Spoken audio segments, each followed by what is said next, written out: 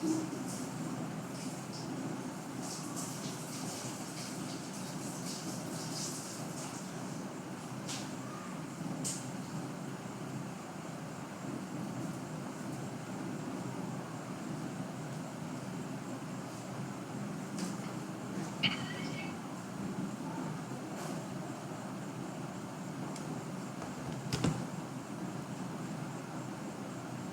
আসসালামু আলাইকুম।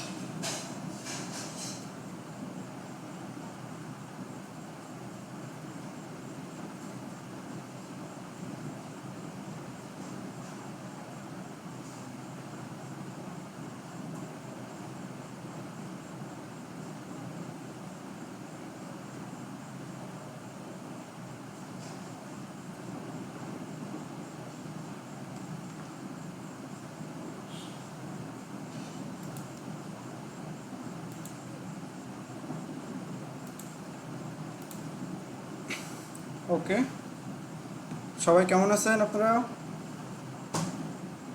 আলহামদুলিল্লাহ।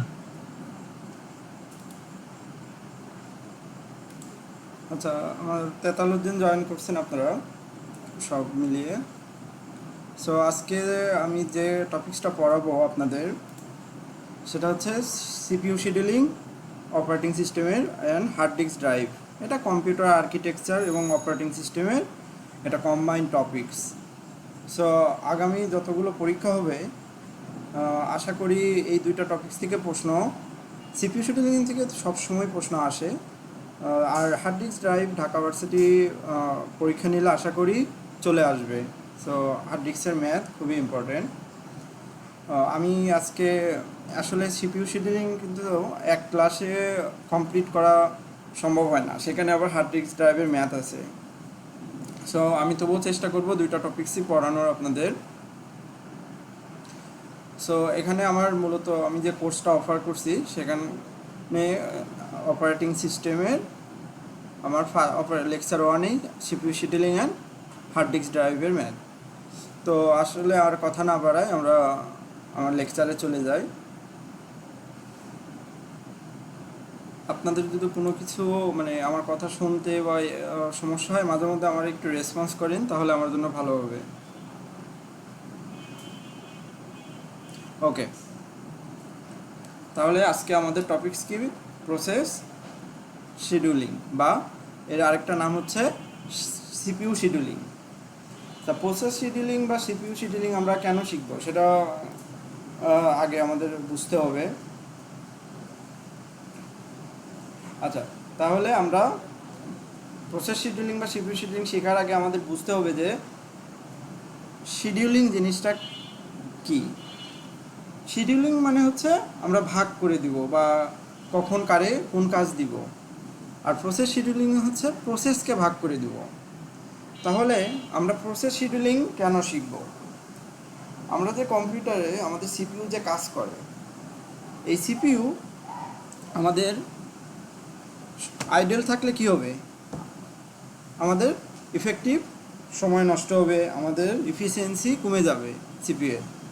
সো সিপিইউ এর ইফিসিয়েন্সি বাড়ানোর জন্য কোনো একটা প্রসেস যদি এক্সিকিউশনে যায়, তখন সিপিইউ কী করে? ওই প্রসেসটা নিয়ে কাজ করে। কিন্তু আমার ওই প্রসেস যদি কি হয়, কোনো কারণে ইনপুট আউটপুটের কারণে হোক বা অন্যান্য কারণে আমরা রেডি স্টেটে চলে যায়, তাহলে ওই সময়টা সিপিইউ কী করবে? ওই সময়টা সিপিইউ কি আইডিয়াল থাকবে? সো সিপিইউ যেন আইডিয়াল না থাকে, এই জন্য সিপিইউ কী করবে? রেডি স্টেট থেকে বা যেটা এই মুহূর্তে রেডি আছে তাকে কি করবে? এক্সিকিউশনে পাঠিয়ে দিবে। সো এটা একটা মাল্টি প্রোগ্রামিং সিস্টেম। সো আপনারা একটু দেখে নেবেন, multi programming, multi tasking, multi processing, এই পার্থক্যটা অনেক সময় আসে। সো আজকে আর ওইদিকে না যাই, আমি মূলত মাল্টি প্রোগ্রামিং জিনিসটারই একটা মানে কিভাবে করে সেটা হচ্ছে সিপিইউ শিডিউলিংয়ের মাধ্যমে করে। সো এখানে এটা বোঝার আগে আমাদের একটু বুঝে নিতে হবে process state diagram. Process state diagram কী হয় দেখেন, আমাদের কয়েকটা স্টেট থাকে। এক নম্বর স্টেট হচ্ছে কি নিউ স্টেট, দ্যাট মিন্স এখানে সবগুলো প্রসেস আছে। ধরেন আমার প্রসেস আছে P1, প্রসেস আছে P2, সো অনেকগুলো প্রসেস Pn। তো এখন প্রসেস তো আমার আছে, আপনারা প্রসেস কি সেটা জানেন? একজন বলেন তো। এই প্রোগ্রামিং এক্সিকিউশন মানে প্রোগ্রাম যখন এক্সিকিউশনে যায় ওইটাই হচ্ছে প্রসেস। হ্যাঁ, প্রোগ্রাম যখন এক্সিকিউশনে যায় ওটাকে আমরা প্রসেস বলি। এই যে আমরা গুগল ইউজ করতেছি, আবার কি ইউজ করতেছি, এজ ইউজ করতেছি, হোয়াটসঅ্যাপ ইউজ করতেছি। সো একই সাথে যে অনেকগুলো সিস্টেম ইউজ করতেছি, এগুলো কিন্তু কি আমাদের এক একটা প্রসেস।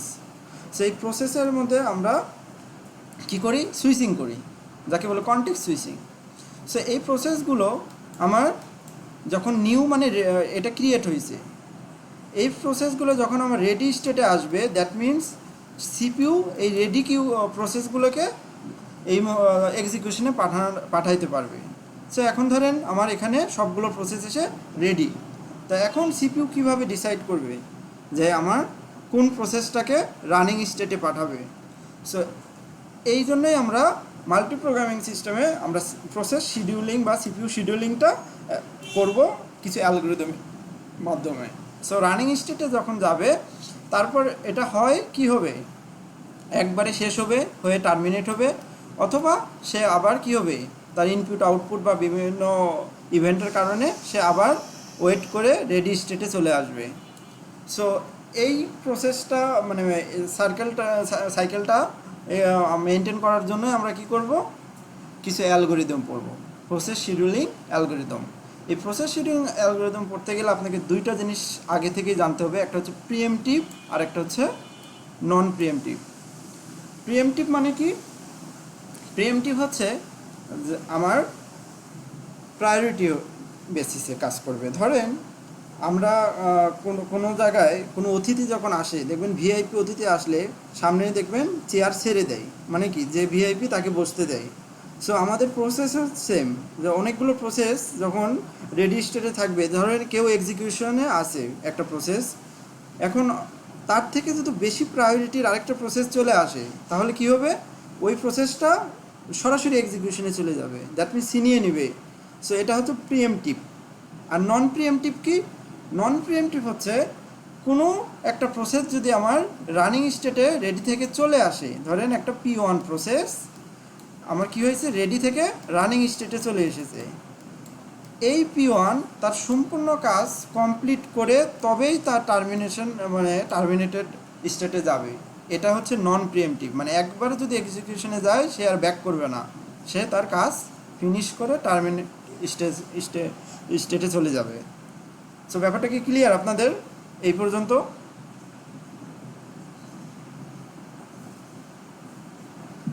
রেকর্ড হচ্ছে না? হ্যাঁ, রেকর্ড হচ্ছে, লাইভে দিয়ে দিচ্ছি ফেসবুকে। আপনারা একটু ফেসবুকে চেষ্টা করেন আমার পোস্টটা আমার group Bangladesh government job academy থেকে একটু শেয়ার করে দেওয়ার। ওকে, তাহলে আমরা এই শিডিউলিং করতে গেলে আমার কিছু টার্মস জানতে হবে। সো এই টার্মসগুলো কি কি, সিপিইউ ইউটিলাইজেশন। সিপিইউ ইউটিলাইজেশন বলতে বোঝাচ্ছে যে আমার সিপিইউকে বিজি রাখতে হবে, মানে সিপিইউ যেন কখনো অলস হয়ে বসে না থাকে। দেন আমার থ্রুপুট দেখতে হবে। থ্রুপুট বলতে বোঝাইতেছে একটা নির্দিষ্ট টাইমে কতগুলো সিপিইউ তার এক্সিকিউশন কমপ্লিট করতেছে। থ্রুপুট যত বেশি হবে আমার তত সিপিইউ বিজি, এটা বোঝা যাবে। আচ্ছা, কিছু টার্মগুলো আমরা একটু দেখে নেব। Arrival time, completion time, burst time, turn around time, waiting time and response time. এই কয়েকটা টার্ম ভালোভাবে বুঝলেই আমাদের সিপিইউ শিডিউলিং অ্যালগরিদম একেবারে ইজি শেষ হয়ে যাবে। সো আমি একটু টার্মগুলো আপনাদের বুঝাই একটা ছোট্ট একটা উদাহরণ দিয়ে, তাহলে ভালো বুঝবেন। ধরেন এটা একটা আমাদের ফ্রেম, টাইম ফ্রেম। আমরা একটা বাস জার্নির কথা ভাববো। সো এটা আমার রোড। এখন আপনারা আগে থেকেই জানেন যে এটা হচ্ছে কাউন্টার, এই কাউন্টার থেকে এটা আপনার ডেস্টিনেশন। সো আপনারা জানেন যে আমার ডেস্টিনেশনে যাইতে লাগবে কতক্ষণ, ধরেন 4 আওয়ার। কতক্ষণ লাগবে? 4 আওয়ার। এটা ফিক্সড, এই 4 আওয়ার টাইমটা কি ফিক্সড। এখন আপনারা বাসা থেকে রওনা দিলেন, এই কাউন্টারে এসে পৌঁছাইলেন। এখন কাউন্টারে এসে কি আপনারা একটু রেসপন্স করবেন আমার সাথে সাথে, কাউন্টারে এসে কি সবসময় বাস কি রাইট টাইমে ছাড়ে? না। আচ্ছা, তাহলে এখানে কি হতে পারে, ধরেন ছাড়ার কথা ছিল 10 PM, সে কি করলো 10 PM না ছেড়ে সে ছাড়লো কয়টায়? 10:30। আচ্ছা, এরপরে সে কি করলো, একটা নির্দিষ্ট একটা পয়েন্টে এসে সে কি করলো, আরেকটা ব্রেক নিল। ব্রেক নিল কতক্ষণে? ধরেন এখানে এসে সে 30 মিনিটের আরেকটা কি করলো, ব্রেক নিল।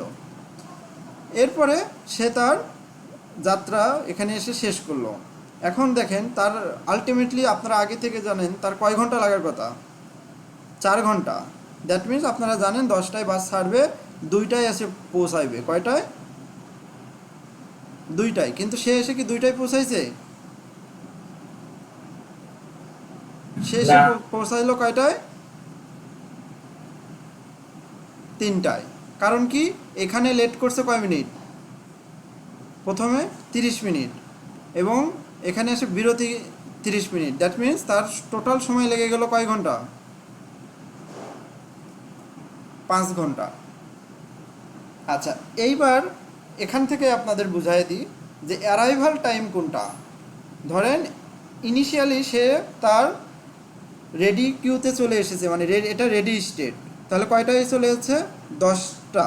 তাহলে এটাই তার arrival time.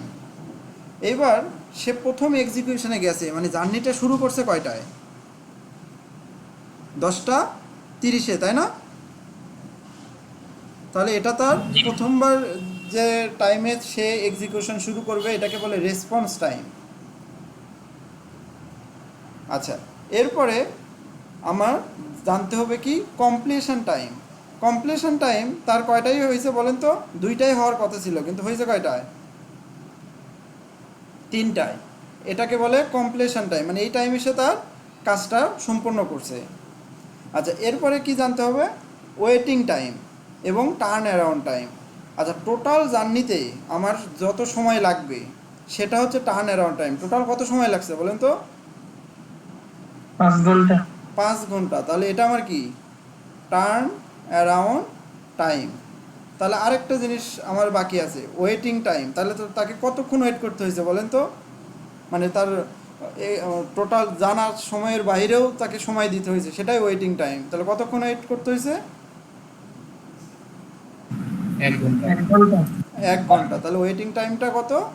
1 hour. That means কি বুঝলেন, যে এই যে আমার যে ফিক্সড করা টাইম ছিল এটাকে বলে কি টাইম? Burst time. মানে এটা একবারে ডিফাইন করা প্রসেসের, একেবারে কোনো ঝামেলা না হইলে, কোনো ইন্টারাপ্ট না হইলে সে 4 ঘন্টায় একটা কাজ শেষ করতে পারবে। কিন্তু 4 ঘন্টায় যদি শেষ করতে না পারে, এক্সট্রা টাইম লাগে, তখনই আপনার ওয়েটিং টাইমের ব্যাপারটা চলে আসবে। সো টোটাল যত সময় লাগবে সেখান থেকে আপনার বার্স্ট টাইমটা যদি বিয়োগ দেন তাহলে কি পেয়ে যাচ্ছি বলেন তো? আমরা ওয়েটিং টাইমটা পেয়ে যাচ্ছি না? তাহলে দুইটা ইজি ফর্মুলা। আমার ওয়েটিং টাইম কি হবে বলেন তো? টোটাল যে সময় লাগবে টার্ন অ্যারাউন্ড টাইম, সেখান থেকে আমার আগে থেকে ডিফাইন করা, মানে ফিক্সড টাইম কোনটা? Burst time. তাহলে এটা বাদ দিবেন, তাহলে কি পাবো? Waiting time. আচ্ছা, আর আরেকটা জিনিস, টার্ন অ্যারাউন্ড টাইমও বের করবেন কীভাবে? যে টার্ন অ্যারাউন্ড টাইম, সে তার কাজ কমপ্লিট করছে কখন?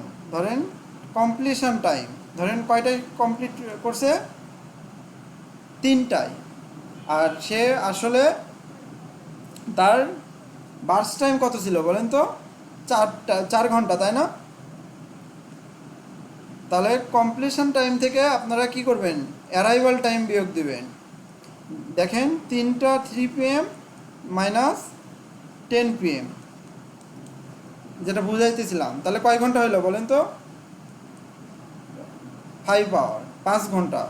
তাহলে এই দুটো ফর্মুলা আপনাদের জানতে হবে, যে ওয়েটিং টাইম হবে কি, যে টার্ন অ্যারাউন্ড টাইম থেকে আমরা কি করব, বাস টাইমটা বিয়োগ দিয়ে দেবো, এবং টার্ন অ্যারাউন্ড টাইমটা বের করব কি, কাজটা কখন শেষ হয়েছে সেই সময় থেকে সে কখন আসলে রেডি স্টেটে এসেছিল, মানে অ্যারাইভাল টাইম, এটা বিয়োগ করলেই টোটাল জার্নির যে সময়, সেই টোটাল সময় পাবো। দ্যাট মিন্স টোটাল সময়টাকেই বলবো টার্ন অ্যারাউন্ড টাইম।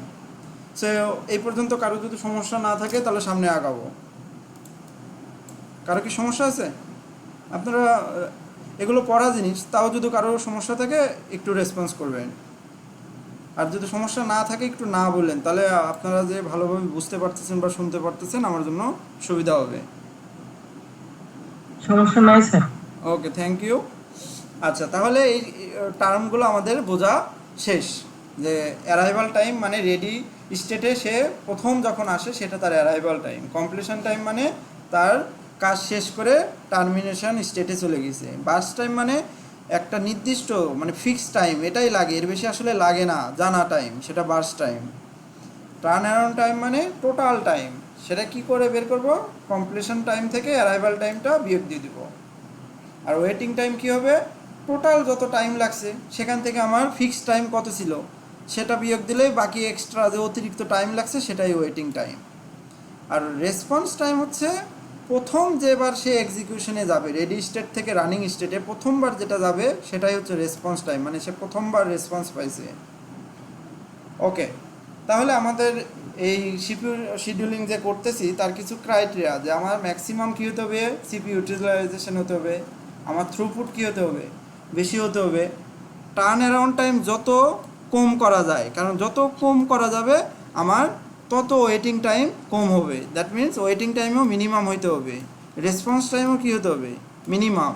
এখন একটা প্রসেস অ্যারাইভাল রেডি স্টেটে এসে বসে আছে, সে আর রানিং স্টেটে যাইতেই পারতেছে না, দ্যাট মিন্স কী হচ্ছে, তার রেসপন্স পাইতে অনেক দেরি হচ্ছে। সো এটা ভালো না। সো আমাদের এটা কী হতে হবে, মিনিমাম হতে হবে। তাহলে আমরা এই যে এতগুলো টার্ম পড়লাম, যে কোনটা কোন প্রসেস রেডি থেকে রানিংয়ে যাবে সেটা ডিফাইন করবে আমাদের কয়েকটা অ্যালগরিদম। একটা হচ্ছে ফার্স্ট কাম ফার্স্ট সার্ভ, একটা হচ্ছে শর্টেস্ট জব ফার্স্ট, একটা হচ্ছে শর্টেস্ট রিমেনিং টাইম ফার্স্ট। এই শর্টেস্ট জব ফার্স্টকেই দুই ভাগে ভাগ করা যায়, একটা প্রিএমটিভ শর্টেস্ট জব ফার্স্ট, আর একটা কি নন প্রিএমটিভ শর্টেস্ট জব ফার্স্ট। আর যদি প্রিএমটিভ হয় শর্টেস্ট জব ফার্স্টটা, তখন তার নাম হয় এসআরটিএফ, শর্টেস্ট রিমেনিং টাইম ফার্স্ট। আরেকটা হচ্ছে রাউন্ড রবিন, আরেকটা হচ্ছে প্রায়োরিটি শিডিউলিং। সো এইগুলোর মধ্যে সবসময় চলে আসবে। আরেকটা আপনারা দেখতে পারেন মাঝে মধ্যে বইয়ে আছে multi level queue scheduling algorithm. ওইটা আসলে সবগুলো অ্যালগোরিদমকে আলাদা আলাদা কিউতে রেখে প্রায়োরিটি সেট করে দিয়ে কাজ করা হয়। সো ওটা কখনো পরীক্ষায় আসবে না, বাট ইমপ্লিমেন্টেশন নেই। সো আমরা একটু এই 5টা অ্যালগোরিদম সম্পর্কে কথা বলবো। So first come first serve, that means এটা খুবই ইজি। যে আমার ধরেন একটা ছোট্ট একটা এক্সাম্পল দেখি আমরা, যে প্রসেস আছে কয়টা, প্রসেস আছে 3টা। সো 3টা প্রসেসের মধ্যে আমার বাস টাইম দেওয়া আছে, দেখেন প্রসেস 1-এর 24, প্রসেস 2-এর 3, প্রসেস 3। দ্যাট মিন্স এটা তার ফিক্সড টাইম, একটা একে আমার কাজ সম্পূর্ণ করতে এই টাইম মিনিমাম লাগবেই, মানে এটাই তার জন্য ডিফাইন টাইম, কিন্তু ইন্টারাপ্ট হইলে তাকে বেশি টাইম লেগে যাবে। সো এখানে কোনো অ্যারাইভাল টাইম দেওয়া নাই।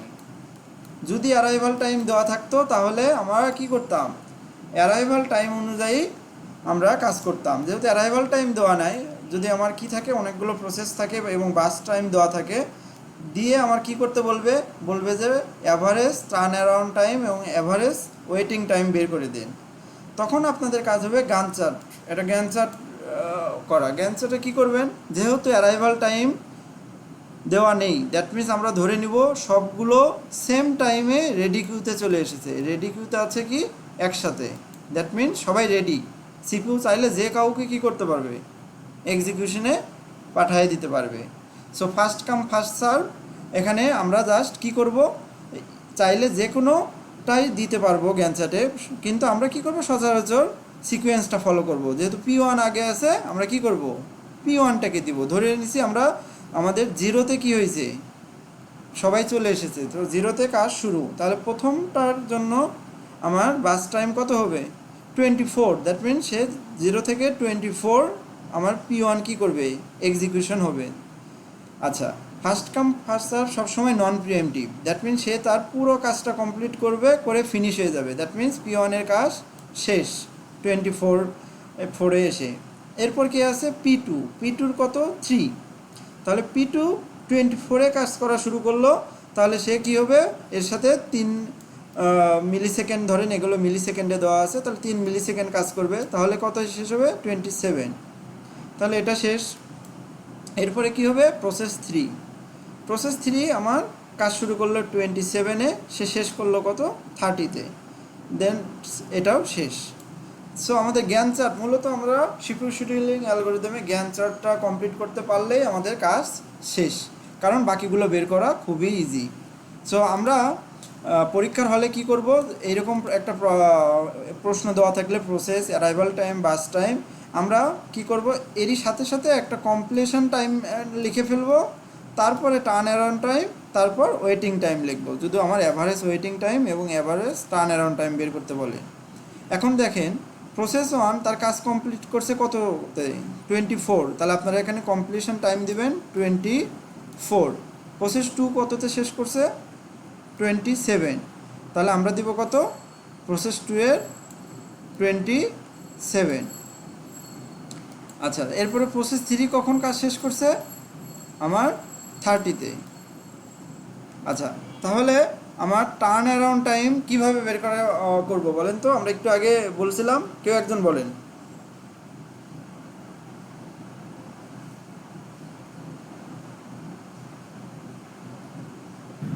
এই আপনাদের compilation time minus arrival time. হ্যাঁ, compilation time minus arrival time. তাহলে অ্যারাইভাল টাইম সবার কত ছিল 0। তাহলে দেখেন 24 minus 0 24, 27 minus 0 27, 30 minus 0 30, that means turn around time আমরা পেয়ে গেছি। এরপর ওয়েটিং টাইম কি turn around time minus burst time, তাহলে 24 মাইনাস 24 0, তারপরে কত 27 মাইনাস 3 24, 30 মাইনাস 3 27। সো আমরা টার্ন অ্যারাউন্ড টাইম পেয়ে গেলাম, ওয়েটিং টাইম পেয়ে গেলাম। সো অ্যাভারেজ করতে হলে কী হবে, আমরা সবগুলো টার্ন অ্যারাউন্ড টাইম যোগ করে কয়টা প্রসেস আছে 3টা, 3 দিয়ে ভাগ দিয়ে দিব। ওয়েটিং টাইমও সেম, সবগুলো যোগ করে 3টা যেহেতু প্রসেস 3 দিয়ে ভাগ দিয়ে দিলেই আমাদের কী হয়ে যাবে অ্যাভারেজ ওয়েটিং টাইম বের হয়ে যাবে। সো এটা একেবারেই ইজি, আমার first come first serve algorithm. So আমরা আমার একটা শিটে থেকে একটা প্রবলেম দেখি, এই ফার্স্ট কাম ফার্স্ট সার্ভে যদি কখনো দেখেন যে অ্যারাইভাল টাইম দিয়ে প্রবলেমটা দেওয়া আছে, তাহলে আপনারা কি করবেন, অ্যারাইভাল টাইমে দেখেন এই যে 2 নম্বর সেকেন্ডে কোনো প্রসেস অ্যারাইভ করেনি। দেখেন এখানে একটা প্রবলেম, কিছু প্রসেস দেওয়া আছে 5টা প্রসেস, তাদের অ্যারাইভাল টাইম, তাদের বাস টাইম। এখন প্রসেস 1 অ্যারাইভ করছে কততে দেখেন তো 3-তে। সো আমার কাজ কি 3-তে এটা কি শুরু করতে পারবো প্রসেস 1? না, কারণ দেখেন তার আগেও এসে বসে আছে কি প্রসেস 3, দ্যাট মিনস এখানে সিকোয়েন্স না, কিন্তু যে আগে আসবে সো আগে আছে কে প্রসেস 3। সো প্রসেস 3 কী হবে এক্সিকিউশনে চলে যাবে, সে কত বাস টাইম 2। তাহলে দেখেন আমার 2-এ কাজ শেষ করলো কে প্রসেস 3। এবার 2-এ দেখেন তো আর কেউ এসেছে কিনা, এ আছে প্রসেস 1 আছে 3-এ, প্রসেস 2 5-এ, প্রসেস 4-ও 5-এ, প্রসেস 5-ও 4। তাহলে দ্যাট মিনস দ্বিতীয়তম সেকেন্ডে কোনো প্রসেস কি রেডি অবস্থায় আছে, রেডি স্টেটে? কেউ রেডি স্টেটে নাই। সো দেখেন এই জন্য আমার এই টাইমটাকে এইভাবে কি করে দিতে হবে, আইডল টাইম দিতে হবে। সো এই টাইমে কেউ কাজ করেনি, সিপিইউটা কি ছিল আইডল ছিল। সো এরপরে তৃতীয় নম্বর সেকেন্ডেই দেখেন কে চলে এসেছে, প্রসেস 1। সো 3 থেকেই আবার শুরু হয়ে যাবে প্রসেস 1। সো এটা একটু লক্ষ্য রাখবেন। সো এই প্রশ্নটাতে চাইছে কি, চাইছে হচ্ছে আমার average waiting time, average turn around time. So আমরা সিমিলার ওয়েতে আমরা waiting time, turn around time বের করে আমরা কি করে দিব, প্রশ্নটা সলভ করে দিব। আরেকটা প্রবলেম দেখেন, প্রবলেম 3, এটা একটু ইউনিক। এই প্রশ্নটা ধরেন একেবারে ইজি, কিন্তু অনেকেই ধরতে পারবে না, কারণ বলে দিছে দেখেন এই ফার্স্ট কাম এফসিপিএস এর এফসিএফএস এর ফর্মুলা দিয়েই করতে হবে, কিন্তু এখানে বলে দিছে যে if the CPU scheduling policy is FCFS there is 1 unit of overhead। এই জিনিসটাই দেখবেন অনেকে ঘাবড়ে যাবে যে ওভারহেড আবার কি, 1 unit of overhead in scheduling the process, find the efficiency of the algorithm। তাহলে কি বুঝলেন, গতানুগতিক আমরা যেটা করি তার থেকে একটু ভাষা কি চেঞ্জ না এই প্রবলেমটার। সো দেখা যাবে যারা হুবহু জাস্ট চোখ কান খোলা না রেখে শুধু এফসিপিএস করে যাবে, এরকম একটা প্রবলেম দিলে তারা আর সলভ করতে পারবে না। সো ওভারহেডটা হচ্ছে আমাদের ওয়েস্ট টাইমটা, ওয়েস্ট হচ্ছে সেটা। সো বলছে 1 ইউনিট অফ ওভারহেড, আমার এটাকেই বলে কনটেক্সট সুইচিং। আমরা যখন প্রসেসটাকে কি করি, চেঞ্জ করি, কনটেক্সট সুইচিং করি, তখন কি হয়, একটা অল্প কিছু টাইম যায় না। সো কনটেক্সট সুইচিং করলে কি হবে, আমার কিছু টাইম ওয়েস্ট হবে। সেটা কত বলে দিছে, 1 ইউনিট, মানে একটা প্রসেস থেকে আরেকটা প্রসেসে কনভার্ট হতে গেলে 1 ইউনিট টাইম ওয়েস্ট হবে। সো এটা আমাকে সলভ করতে হবে। সো দেখেন প্রথমে আমার কি হইলো, 1 ইউনিট টাইম, ধরেন সিপিইউ তো রানিং অবস্থায় আছে, সো কী হবে, প্রথমে 1 ইউনিট টাইম ওয়েস্ট হবে।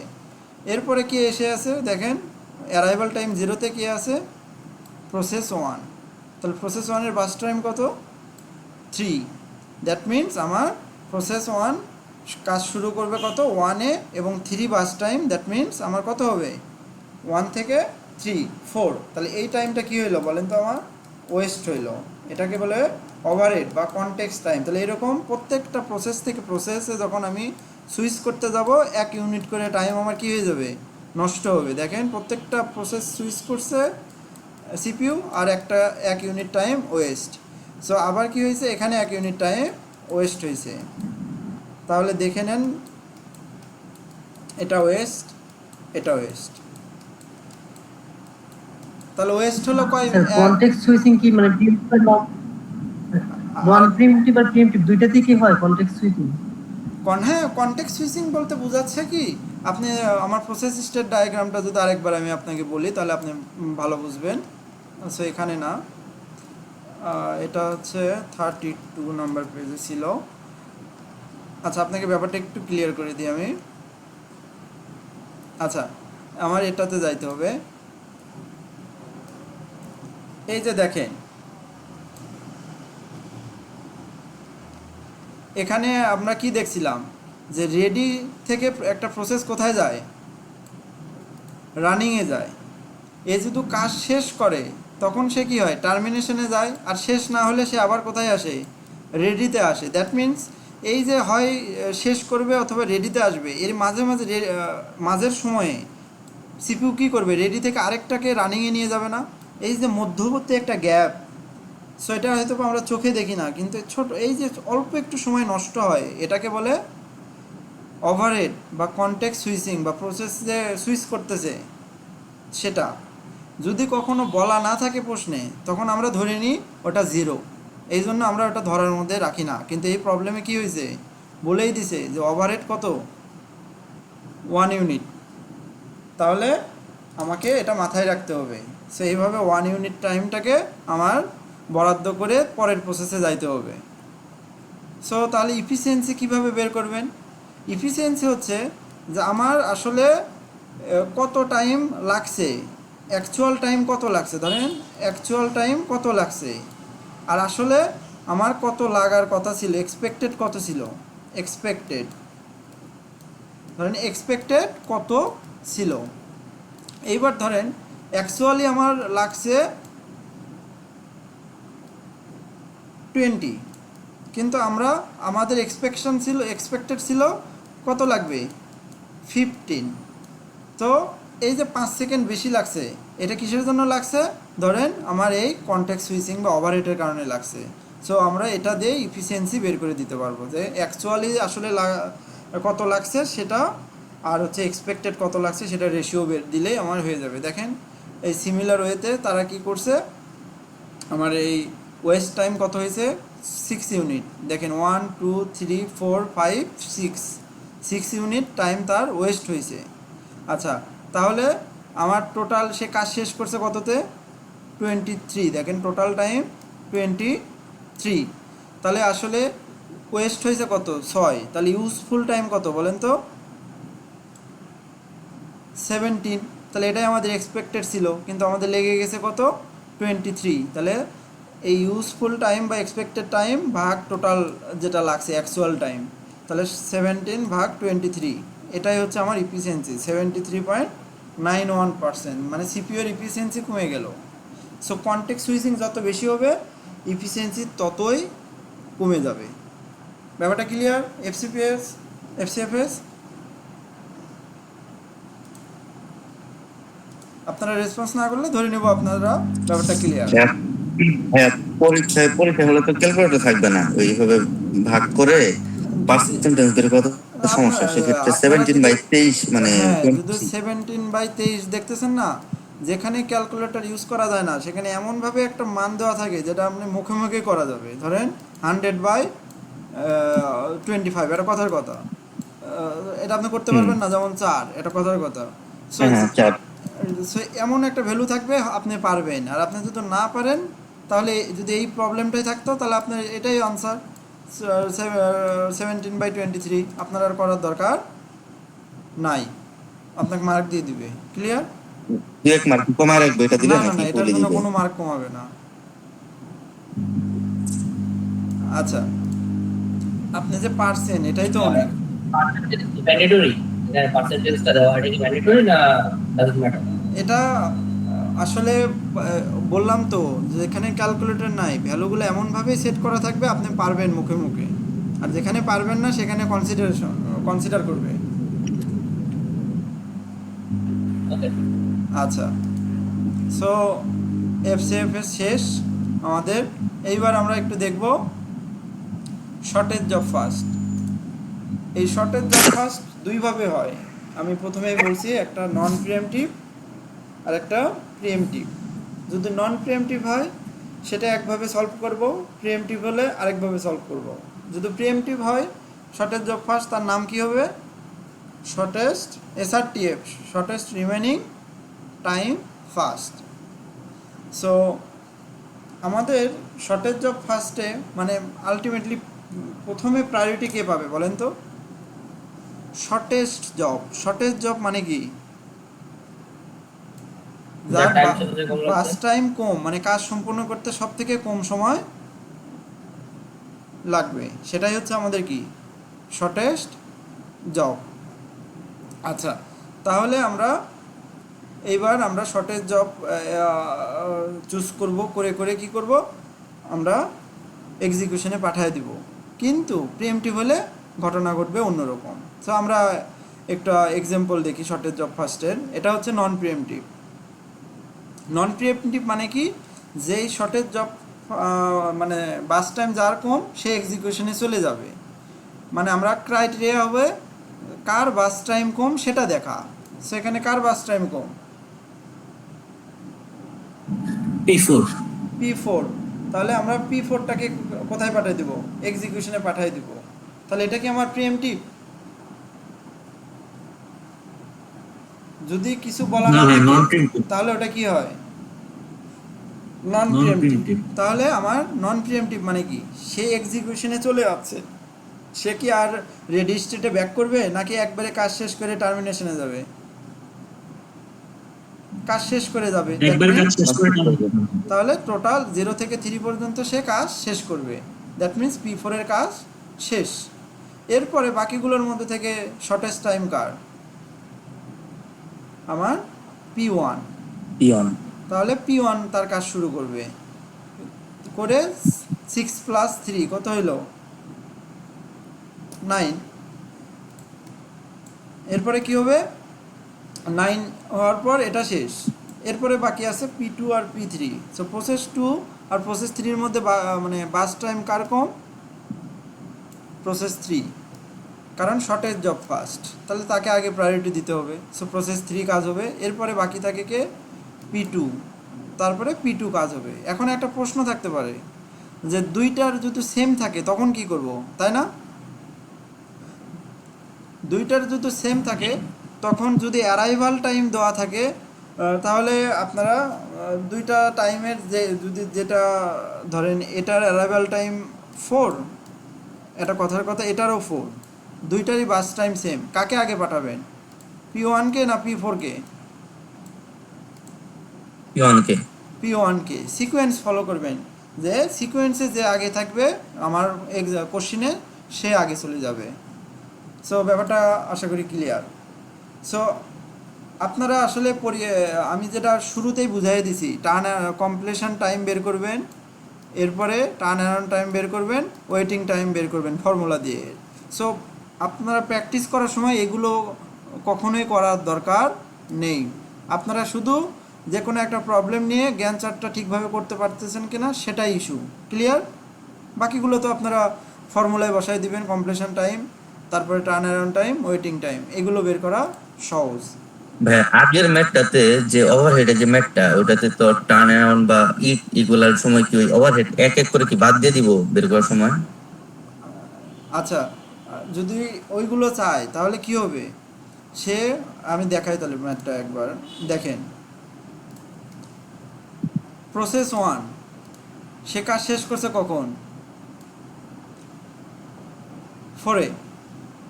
পরে হ্যাঁ আচ্ছা, সে অ্যারাইভাল টাইম কখন তার, 0। 0। দ্যাট মিনস তার কি হবে বলেন তো, টার্ন অ্যারাউন্ড টাইম কত হবে, 4 টার্ন হবে। অ্যারাউন্ড টাইম হবে 4 হবে হ্যাঁ।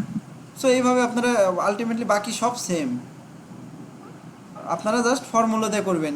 দেখেন তাহলে আলটিমেটলি তার 0-তে এসে আলটিমেটলি হওয়ার কথা ছিল কত, এফসিপিএস অনুযায়ী 3 হওয়ার কথা ছিল না, কিন্তু আমার এখানে টার্ন অ্যারাউন্ড টাইম বাড়াইলো কত, 4। 4। এক বেশি লাগলো কেন, ওই যে এক ইয়েরটা ওভারহেডটাও যোগ হচ্ছে ওভারহেডের তার। কারণে। সো এর ওয়েটিং টাইম বেরোবে কত, turn around time minus burst time, 4 - 3 কত হবে, 1। 1। ওকে, ক্লিয়ার ব্যাপারটা? জি। ওকে, তাহলে এটা ছিল আমার শর্টেজ জব ফার্স্টের নন প্রিএমটিভ। আচ্ছা, একটা দেখেন শর্টেজ জব ফার্স্টের প্রিএমটিভ হলে কি হবে। দেখেন একটা ছোট্ট করে খালি বুঝাই দিই। প্রসেস 1 সবার আগে আছে, অ্যারাইভাল টাইম কত, 0। এই টাইমে আর কি কোনো প্রসেস রেডি অবস্থায় আছে, নাই। তাহলে আমার অন্য কারোর সাথে কম্পেয়ার করার শর্টেজ জব ফার্স্ট, তাহলে কার ধরেন সবার কম ছোটো কে, প্রসেস 2-র বাস টাইম, কিন্তু আমি কি প্রসেস 2-কে এক্সিকিউশনে পাঠাইতে পারবো, না। কারণ কি, কারণ সে তো আমার রেডিতেই নাই, আসে নেই। সো 0-তে এসেছে। এইবার আপনাকে সবসময় মাথায় রাখতে হবে যে আমি পুরো 8টাকে কি করতে পারবো না, একবারে এক্সিকিউশন করতে পারবো না। দিতে পারবো না। কেন পারবো না, কারণ প্রিএমটিভ। এর থেকে প্রায়োরিটি আরেকজন যদি শর্টেজ জব ফার্স্ট হাজির হয়ে যায় তাহলে তার প্রায়োরিটি কি হবে, বেশি হবে। তখন দুইটার মধ্যে হিসাব করব। হ্যাঁ, দুইটার মধ্যে তখন ওই প্রিএমটিভটা কি করবে, যার প্রায়োরিটি বেশি সে সিনায় নেবে, সে তারে এক্সিকিউশন স্টেট থেকে বের করে দিয়ে নিজে এক্সিকিউশনে চলে যাবে। তাহলে আমি সব সময় 1 ইউনিট টাইম ধরে আগাবো। তাহলে P1 প্রথমে 0-তে কাজ শুরু করলো, আমি 1 ইউনিট অবস্থায় আগে শুরু করব। 1 ইউনিটে অলরেডি আরেকটা কে চলে এসেছে, প্রসেস 2। 1 ইউনিট করার পর এর আছে কত, 7। তাহলে 7 আর 4-এর মধ্যে বাস টাইম কার কম, 4-এর। তাহলে P1 কি আর আগাইতে পারবে, না। না। তাহলে শুরু হয়ে যাবে কে, P2 P2। তাহলে P2 কে আমি কি একবারে দিব? এখানে আমি আসলে পিডিএফ বানায় নিয়েছি পড়ানোর সাথে, এটা অ্যানিমেশন ছিল। আমি 1 উইন্ডো দিব প্রথমে। 1 উইন্ডো দেওয়ার পর কত হইলো 2। 2তে কি আরেকজন চলে আসছে না রেডিতে? হ্যাঁ এবার 2 কেও নিয়ে নিব। তাহলে 2 কত, এর এক শেষ হয়েছে, তাহলে কত আছে 3 না? তাহলে এই তিনটার মধ্যে ছোট কে? 3। P2 that means P2। That means P2ই আবার কি হবে, আরেক ইউনিট যাবে। সো আরেক ইউনিট মানে কত 3। 3তে কি আরেকজন চলে আছে কে P4, এর আছে আর কত 2। তাহলে এই সবগুলোর মধ্যে আবার ছোট কে P2। 2 তাহলে P2 সব থেকে ছোট। তাহলে বুঝতেই পারতেছেন P2 তার কাজ সবার আগে ফিনিশ করে ফেলবে, আর কারো বাস টাইম কম নেই। দ্যাট মিনস এই জন্য P2 কী করবে, পুরোটাই শেষ করে দিবে 1 থেকে 5। এবার 5-এ শেষ হইলে P2 শেষ। তাহলে আমার কে শেষ হইলো দেখেন, P2 একেবারে ফিনিশ। P1 কি ফিনিশ হয়েছে? হয়নি, তার আছে 7। তাহলে এইবার P2 শেষ হওয়ার পর বাকি আছে P1, P3, P4। P1 এর বাকি কত 7, P3 এর বাকি 9, P4 এর 5। এই তিনটার মধ্যে সব থেকে ছোট কে P4। তাহলে আমার আর 1 ইউনিট করে ভাবার দরকার নেই, কারণ 1 ইউনিট করে কমলেও এ সবসময় ছোটই থাকবে। সো P4 পুরোটাই শেষ হয়ে যাবে। এরপরে P4 শেষ। তারপরে 9 আর 7 এর মধ্যে ছোট কে P1। তাহলে প্রসেস 1-এ কাজ করবে। প্রসেস 1 শেষ হইলে কাজ করবে কে লাস্টে? প্রসেস 3। 3 সো ব্যাপারটা কি ক্লিয়ার না আপনারা? জি ভাইয়া। তাহলে এই জ্ঞান চার্ট করা মানে আপনারা কিন্তু, আমি বারবার বলতেছি, এই জায়গাতে সবসময় একটা কমপ্লিশন টাইমের কলাম বানায় নেবেন। তাহলে কমপ্লিশন টাইম আমরা করি। প্রথমে P1 এর কমপ্লিশন টাইম কত বলেন তো? 17 17। আমরা এখানে 17 লিখলাম। এবার P2 এর কমপ্লিশন টাইম কত? 5। 5 এরপরে P3 এর কমপ্লিশন টাইম কত? 26 26। আচ্ছা, এরপরে আমার P4 এর কমপ্লিশন টাইম কত? 10। এই কলামটা করার কেন সুবিধা জানেন? অনেকে করে না। এই প্রবলেমগুলো সহজ, কিন্তু এই যে বারবার এই গানচার থেকে পুট করে যখন ভ্যালু এখানে নিতে যায়, তখনই একটা না একটা ভুল হয়ে যায়। সো আগেই কমপ্লিশন টাইমটা ইজিলি লিখে ফেলবেন, আর আপনার টার্ন অ্যারাউন্ড টাইম, ওয়েটিং টাইমের জন্য জ্ঞান চার্টের দিক তাকানোর দরকার নেই। আপনি ফর্মুলায় টার্ন অ্যারাউন্ড টাইম কি, completion time minus arrival time, দেখেন বিয়োগ করে এটা ক্যালকুলেশন হয়ে যাবে। ওয়েটিং টাইম কি, এই টার্ন অ্যারাউন্ড টাইম বের করলাম, টার্ন অ্যারাউন্ড টাইম থেকে বাদ দেবো কাকে? বাস টাইমকে। তাহলে এই 8কে বাদ দেন, 17 থেকে 8কে বাদ দিলে কত হবে? 9। 4 থেকে 4 বাদ দিলে 4 শূন্য। 24 থেকে 9 বাদ দিলে 15, 7 থেকে 5 বাদ দিলে 2। So average turn around time, average waiting time easily কী হয়ে যাবে? বের হয়ে যাবে। ক্লিয়ার আপনারা এত পর্যন্ত? আচ্ছা, ইজি, বেশি কঠিন না। প্রিমিটিভের তো হিসেবে মনে হয় মানে যে সিপিইউ ওভারহেড দেয়া থাকে এইটাতে স্যার, তো এফিসিয়েন্সি কম আসতো না অনেক, মানে প্রিমিটিভে কিন্তু তুলনামূলক মানে সিপিইউ ওভারহেড হলে কি মানে এফিসিয়েন্সি অনেক কম আসে বা কমে যায় এরকম? হ্যাঁ, সিপিইউ ওভারহেড যত বেশি হবে তত এফিসিয়েন্সি কম হবে। এটা এই জন্য ওভারহেড সবসময় যত সুইচিং কত কম করানো যায় ততই ভালো। সো আপনাকে এমনভাবে এই অ্যালগোরিদমগুলো কেন পড়তেছি, যেন আমার প্রপার ওয়েতে কাজ হয়। যখন যে অ্যালগোরিদমটা যে প্রবলেমের জন্য বেস্ট তাকে ইউজ করবে, যেন আমার কি হয়, এফিসিয়েন্সি সবসময় বেশি হয়। আচ্ছা, এই দুইটার মধ্যে একটা জিনিস দেখেন, শর্টেজ জব ফার্স্ট আর এফসিএফএস এর মধ্যে একটা পার্থক্য আছে। শর্টেজ জব ফার্স্ট যখন প্রিএমটিভে যাচ্ছে, সে একটা ধরেন অনেক বড় বাস টাইমের কাজ সে শুরুতে আসলো, ধরেন এর বাস টাইম কত ছিল? 8। সে কি পুরো কাজ সম্পন্ন করতে পারছে? পারেনি। তার মানে কি তারপরে আরেকজন আসার সুযোগ আছে। এটাই হচ্ছে এফসিএফএস এর আর শর্টেজ জব ফার্স্টের পার্থক্য। শর্টেজ জব ফার্স্টে কি হয়, একটু এই উদাহরণটা দেখেন। P1 কত ছিল, অনেক বড় বাস টাইম ছিল না, তাকে কত 24। তাহলে P2 আর P3 অল্প সময়, কিন্তু তাকে ওয়েট করতে হলো কত বেশি। P2কে ওয়েট করতে হলো 24 সেকেন্ড, P3কে কতক্ষণ ওয়েট করতে হলো 27 সেকেন্ড। তাহলে দেখেন তো, এই প্রবলেমটাকে আপনি যদি ঘুরায়া অন্যভাবে করেন, আগে দিবেন P3কে, তারপরে দিবেন P2কে, তারপর দিবেন P1কে। দেখেন তো আপনার waiting time, average turn around time সব কমে যাবে কি যাবে না? কমে যাবে, ওয়েটিং টাইম কমে যাবে।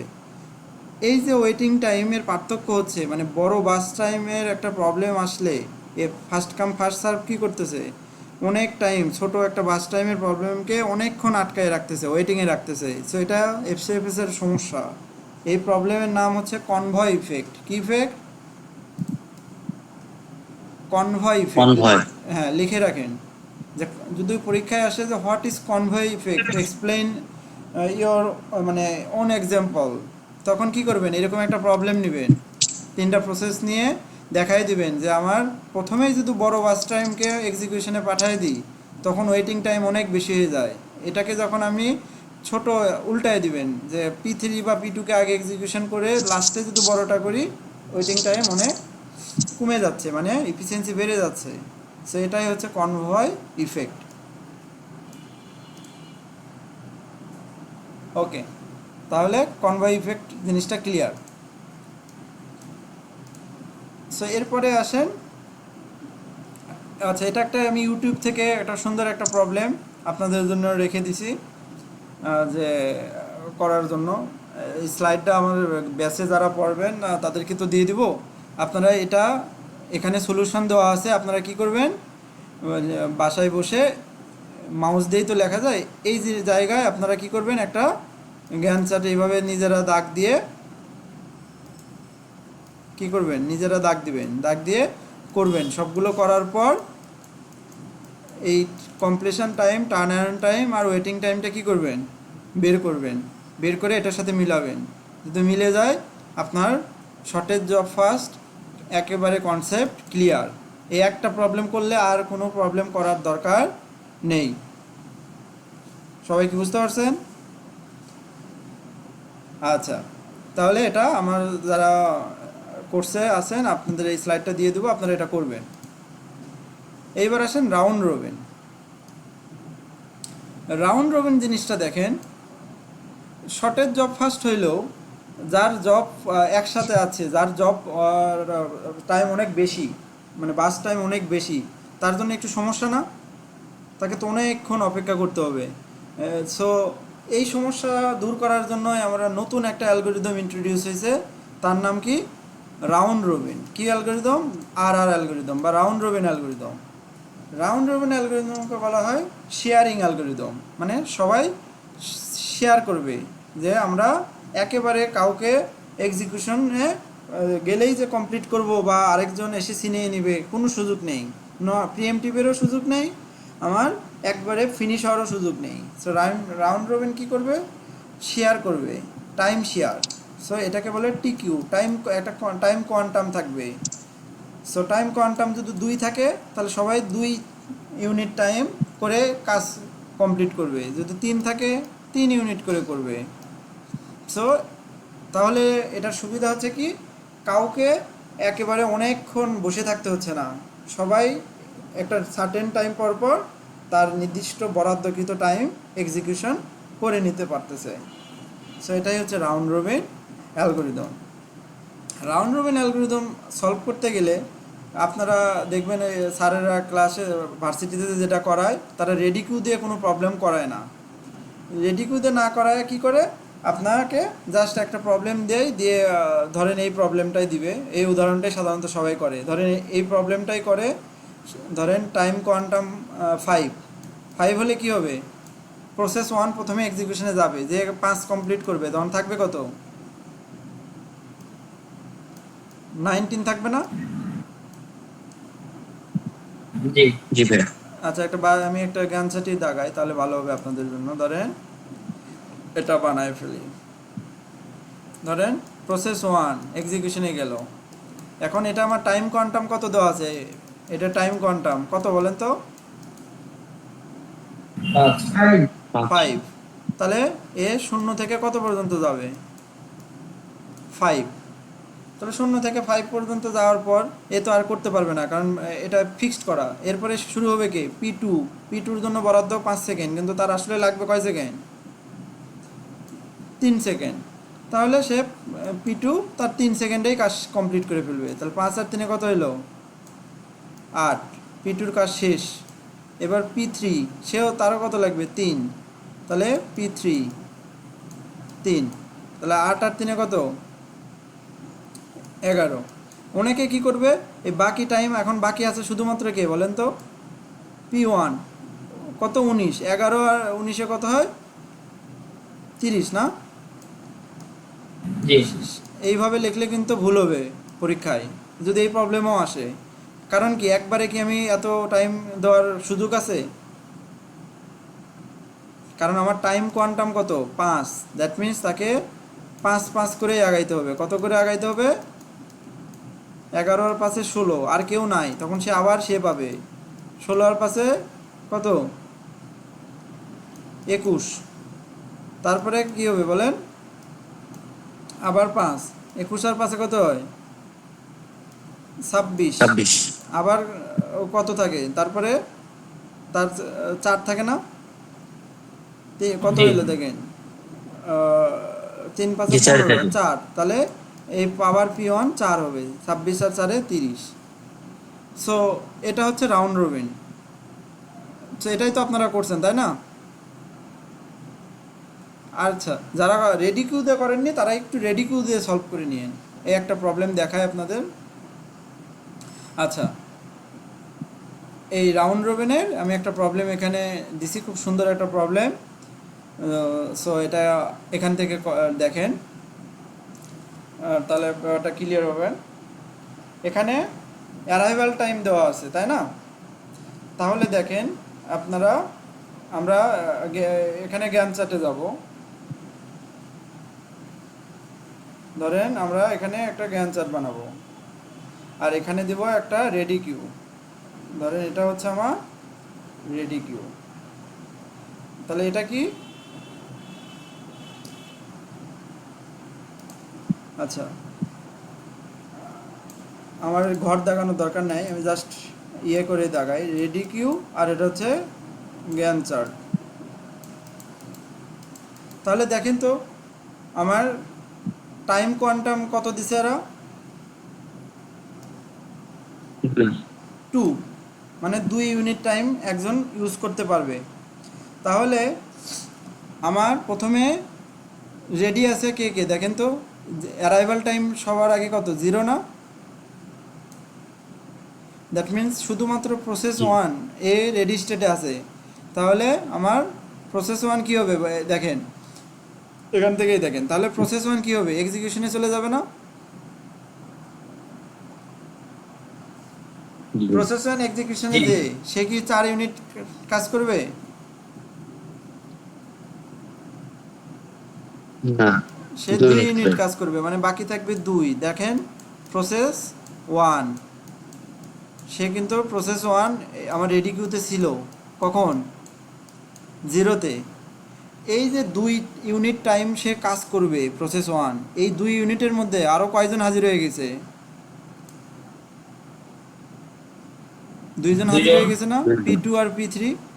তাহলে মানে কি তারা কি রেডি না? আপনারা সেটা বলেন। রেডি। তাহলে ওইটাকে কিন্তু আপনার ওই টাইমের মধ্যে ওরা রেডিতে বসে আছে।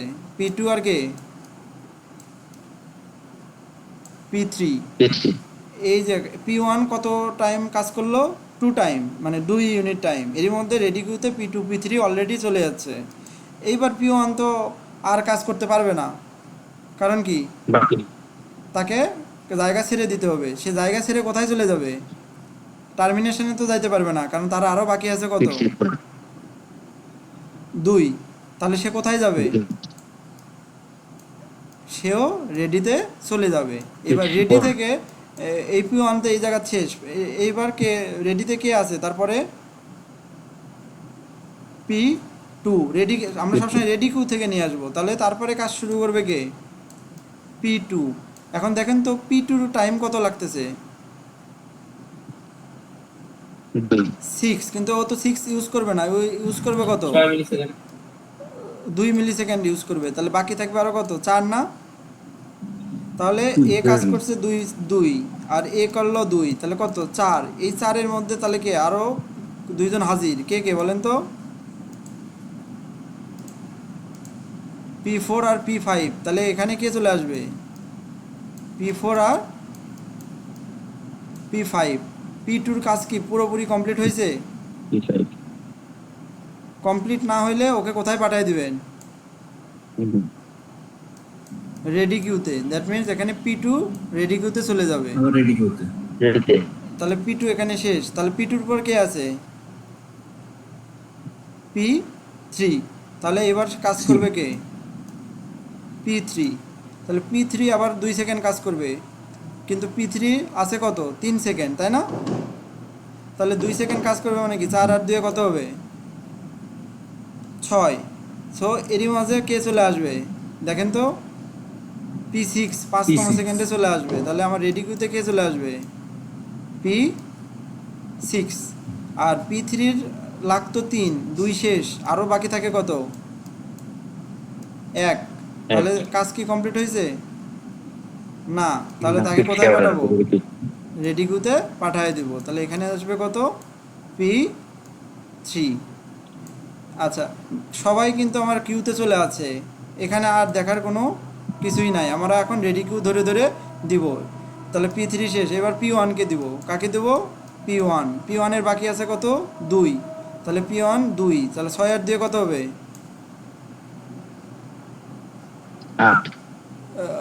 8। তাহলে P1-এর কাজ শেষ। তাহলে P1-এর কাজ যদি একবারে শেষ হয়ে যায়, ওকে আর রেডি স্টেটে যাবে, ও টার্মিনেশন স্টেজে চলে যাবে, মানে আর রেডিতে যাবে না। তাহলে তারপর কি আসবে, P1-এর পর P4। P4-এর লাগবে কত, 2। তাহলে এখানে P4, 8 আর 2 10। P4-এর কি আর দরকার আছে, কাজ শেষ না? তাহলে ও টার্মিনেশনে চলে যাবে, ও আর রেডি কিউতে যাবে না। P4 শেষ, এরপরে কি আসবে, P5। P5-এর কত বলেন তো, 7, কিন্তু P5-এ 2 পর্যন্ত সে পাবে, 10 আর 2 কত হবে, 12। তাহলে কাজ কি কমপ্লিট হয়েছে, কাজ কিন্তু কমপ্লিট হয়নি। তাহলে সে কোথায় যাবে, আবার রেডি কিউতে চলে যাবে। তাহলে P2 এখানে অনলি 2 কাজ শেষ করলো, দ্যাট মিনস P2 P5-এর এখনো কত আছে, আরো 5 বাকি আছে। সো এইভাবে বাকিগুলো করবেন। এটা কি ক্লিয়ার সবাই? জি ভাই, ক্লিয়ার।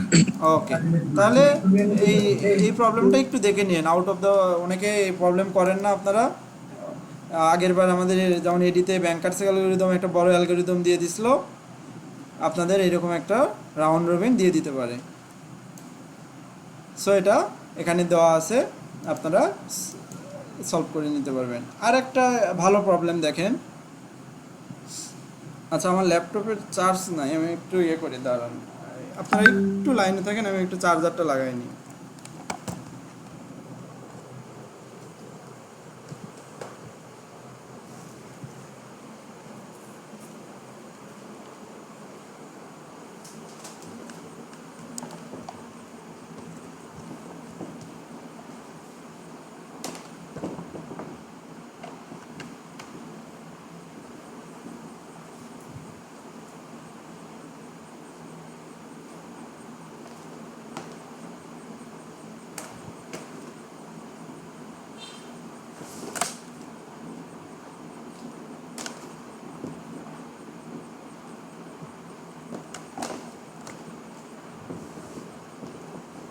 ওকে, তাহলে আপনারা এই রাউন্ড রবিনের একটা সুন্দর একটা, আমার ইউটিউব থেকে এক্সাম্পলটা নেওয়া, আপনারা এটা একটু সলভ করবেন। আমি খালি বলে দিই, আমার কথা শোনা যাচ্ছে? আমি একটু জায়গা চেঞ্জ করলাম। জি স্যার। ওকে, তাহলে আপনারা রাউন্ড রবিনের এই প্রবলেমটা দেখবেন যে আমার কি হচ্ছে, রাউন্ড রবিনে বলছে যে let context switch time 1 unit. ওই যে আমরা একটু আগে এফসিএফএসে দেখাইছিলাম না ওভারহেড, সো এই প্রবলেমে বলে দিছে কন্টেক্ট সুইচ টাইম 1 ইউনিট। তারপরে কি বলছে বের করতে বলছে average waiting time, turn around time, তারপরে কি response time, number of contact switch মানে কয়বার, আগের প্রবলেমে যেমন 6 ইউনিট ওয়েস্ট হয়েছে মানে 6বার, সেটা চাইছে নাম্বার অফ কন্টেক্ট সুইচ। এরপরে কি চাইছে সিপিইউ ইউটিলাইজেশন। সিপিইউ ইউটিলাইজেশন কি, ওই ইফিসিয়েন্সি, হুবহু আগের প্রবলেমের মতো এফসিএফএসে যেটা করাইছিলাম সেম ওয়েতে এটাও সলভ করে ফেলবেন। আশা করি এটা আপনারা পারবেন। কোনো মানে শুধু কনটেক্সট কি বললেন, কোশ্চেনটা দেওয়া আছে না এটার মানে করতেই, কোশ্চেন? মানে এটার কোশ্চেনটা নিচে দেওয়া আছে না আগের গুলার মতো? হ্যাঁ, এই যে এই কোশ্চেন তো এখানেই লেখা আছে, দেখেন ধরেন প্রসেসগুলো আছে আর এই বাস টাইম দেওয়া আছে। না, সেটা বুঝতে পারছি, মানে এমনিতেই খালি ওটুক বাস টাইম আর ইয়াতে কোশ্চেন দেওয়া নাই এটার দিয়ে, মানে অ্যারাইভাল টাইম আর বাস টাইম দিয়ে হ্যাঁ, শুধু অ্যারাইভাল টাইম কোশ্চেনটা। আর বাস টাইম দেওয়া থাকবে, সরি অ্যারাইভাল টাইম দেওয়া নাই, এটা 0 ধরে নিছে, বুঝতে পারছেন, সবগুলোই 0। আর কোশ্চেন হচ্ছে এটা টাইম কোয়ান্টাম 3, আর বুঝতে পারছি। বাকিগুলো বের করতে হবে। আচ্ছা স্যার, আগেরটাই তো হচ্ছে জিরোতে কন্টেক্সট সুইচ টাইমটা ধরা হয়েছিল, এটা তো ধরা হলো না কেন? কোনটায়? এই যে এই প্রবলেমটাই মানে P1 থেকে P2 তে যখন যাচ্ছে তখন কন্টেক্সট সুইচের 1 সেকেন্ড ধরা হয়েছে, কিন্তু শুরুতে ধরা হলো না কেন? আর আগেরটা তো আমরা শুরুতে ধরছিলাম। আচ্ছা, এটার কথা বলতেছেন না? জি জি, প্রথম যেটা, হ্যাঁ হ্যাঁ, এটা এই যে এটা। আচ্ছা, এটা দুই জায়গার দুইটা সলভ তো, আপনারা এটা ফলো করেন যে ওইটা দুইটা দুইভাবে করছে। এটা করছে হচ্ছে আমার সিপিউটা প্রথমেই তো কি হবে না, ধরেন এ 0-তে আসে, প্রথমে এক্সিকিউশনে যাবে না, আর কেউ না কেউ তো সিপিউতে থাকতেই পারে। সিপিইউ যে আইডল সেটা কি আপনি জানেন? সেটা এখন তো জানে না। এরা এটা ধরে করছে যে সিপিইউটাকে আইডল না ধরে বিজি ধরে করছে। আর এটা যেটা আমি যে সলভ দিছি এখানে, সেটা হচ্ছে সিপিইউকে আইডল মানে ফ্রি, সিপিইউ ফ্রি ডিরেক্ট আমরা কি করছি প্রসেস 1টাকে কাজ করা শুরু করছি। আমি জানি এই কোশ্চেনটা আপনারা করবেন। Thank you. তাহলে আমরা সব ফ্রি ধরেই করব না? আপনারা কিছু বলা না থাকলে এটা ধরে করবেন, কারণ আমরা কি করি কিছু সবসময় অল প্রসেস পাওয়া মাত্র এক্সিকিউশনে পাঠিয়ে দিই। ক্লিয়ার ব্যাপারটা? এটা করবেন যে আমরা ওই আগে ওভারহেডটাকে বাদ দিব না। ক্লিয়ার? জি স্যার। এটা কি স্যার কখনো মেনশন করা দরকার আছে আমাদের যে আমরা এরকম ধরে আইডল স্টেট ধরে নিচ্ছি বা এটা বিজি স্টেট ধরতেছি, দরকার আছে না জাস্ট ডিরেক্ট শুরু করব? তবে এখানে আরেকটা ব্যাপার আছে, যদি আপনারা এটা করতে পারেন সব থেকে ভালো হয়, যদি কন্টেক্সট সুইচই বলে দেয়, বুঝতে পারছেন? এটার একটু পার্থক্য আছে, আমি একটু ব্যাপারটা ক্লিয়ার করি আপনাদের। তাহলে ওভারহেড আর এর মধ্যে পার্থক্যটা হচ্ছে, ওভারহেড বলতে বোঝায় যে আমার ফিক্সড কত টাইমই একটা প্রসেসের জন্য বরাদ্দ, মানে এটা ঠিকই আছে, আপনারা এটা করেন। যদি ওভারহেড থাকে তাহলে এটাই ফলো করবেন। এটা দেখেন, এটা কি সামনে সবসময় 1 ইউনিট টাইম দিছে না সব প্রসেসের সামনে? আচ্ছা, এটার একটু পার্থক্য আমি বলি। এইভাবে প্রশ্ন কখনো আসেনি, তবে মানে আমি এই দুটা আপনাদের পড়ানোর জন্য কালেক্ট করছি। আচ্ছা, এই দুটোর মধ্যে একটু পার্থক্য আছে। ওভারহেড বলতে বোঝায়, ধরেন আমরা কোনো একটা এক্সট্রা কাজ, ধরেন আমরা যে চিঠিপত্র লিখি না, চিঠিপত্র লিখে চিঠির মেইন অংশ, এটা মেইন অংশ, কিন্তু এটা আমরা কী করি, এটা খামে ভরি না, নিচে ধরেন খামে ভরি। এই খামটা কি একটা এক্সট্রা অংশ না? এটা এক ধরনের ওভারহেড। এরপরে আমরা কি করি, আমরা নেটওয়ার্কিংয়ে দেখবেন একটা ডাটা পাঠানোর জন্য এর সাথে কি করি, হেডার অ্যাড করি না, ধরেন পোর্ট নাম্বার বা এক্সট্রা অন্যান্য কিছু অ্যাড করি না, এগুলো ওভারহেড। সো আপনারা ওভারহেড যদি মেনশন থাকে, আপনারা ওভারহেড মেনশন থাকলে শুরু থেকেই আপনারা এটাই করেন। ওভারহেড যদি মেনশন থাকে আপনারা শুরু থেকে ওভারহেড, যেহেতু আর কনটেক্সট সুইচটা বোঝাই একবারে স্পেসিফিক যে প্রসেস চেঞ্জ করার সময়, আর ওভারহেড একেবারে স্পেসিফিক করে না। ওভারহেড কেন স্পেসিফিক করে না? কারণ ও একবারে ফিক্সড যে সব প্রসেসের শুরুতেই 1 ইউনিট টাইম সে ওয়েস্ট করবে। সো ওভারহেড যদি উল্লেখ থাকে, দেখেন এই প্রশ্নে কিন্তু বলা আছে 1 unit of overhead. 1 unit of overhead যদি উল্লেখ থাকে আপনারা এটা ফলো করেন, আগে ওয়েস্ট করে দিবেন। আর যদি এটার মতো যদি থাকে যে কনটেক্সট সুইচ মানে প্রসেস থেকে প্রসেসে যাওয়া। সো যেহেতু প্রসেস আগে কাজ শুরু করছে, এরপরে আরেকটাতে যাওয়ার সময় আপনারা 1 ইউনিট ওয়েস্ট করেন। ক্লিয়ার ব্যাপারটা? আশা করি এটা করলে আর ভুল হবে না, কোনো মেনশন করারও তখন আর কোনো দরকার নেই। তাহলে এই দুইটা প্রবলেম একটু আলাদা, মানে গতানুগতিক বইয়ে থাকে না, এই দুইটা আপনারা করে রেখেন। যদি কখনো প্রশ্নে বেঁধে যায়, মানে কোনো প্রশ্নকর্তা যদি দেয়, তাহলে যে কোনো জায়গা থেকে প্রশ্ন তো কপিই করবে, তাই না? সো হয় এটা দিবে, না হলে ওইটা দিবে, যে ধরনের পাবেন সেভাবে আনসার করবেন, প্রশ্নকর্তা ওইভাবে উত্তর নেবে। সো আরেকটা জিনিস একটু বলা, আমার ক্লাসটা একটু লেন্দি হয়ে যাচ্ছে আজকে। প্রায়োরিটি শিডিউলিং, এই প্রায়োরিটি শিডিউলিং আপনারা পড়ার দরকার নেই। কারণ কি, প্রায়োরিটি শিডিউলিং যার প্রায়োরিটি বেশি সে এক্সিকিউশনে যাবে, সে যে কাজ ফিনিশ করবে।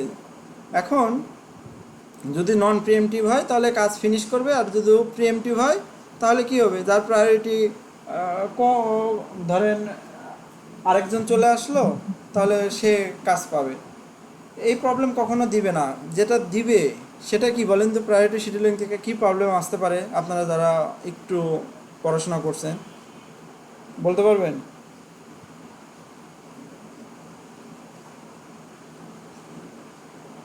স্টারভেশন আর এজিং, এই দুটার নাম শুনছেন?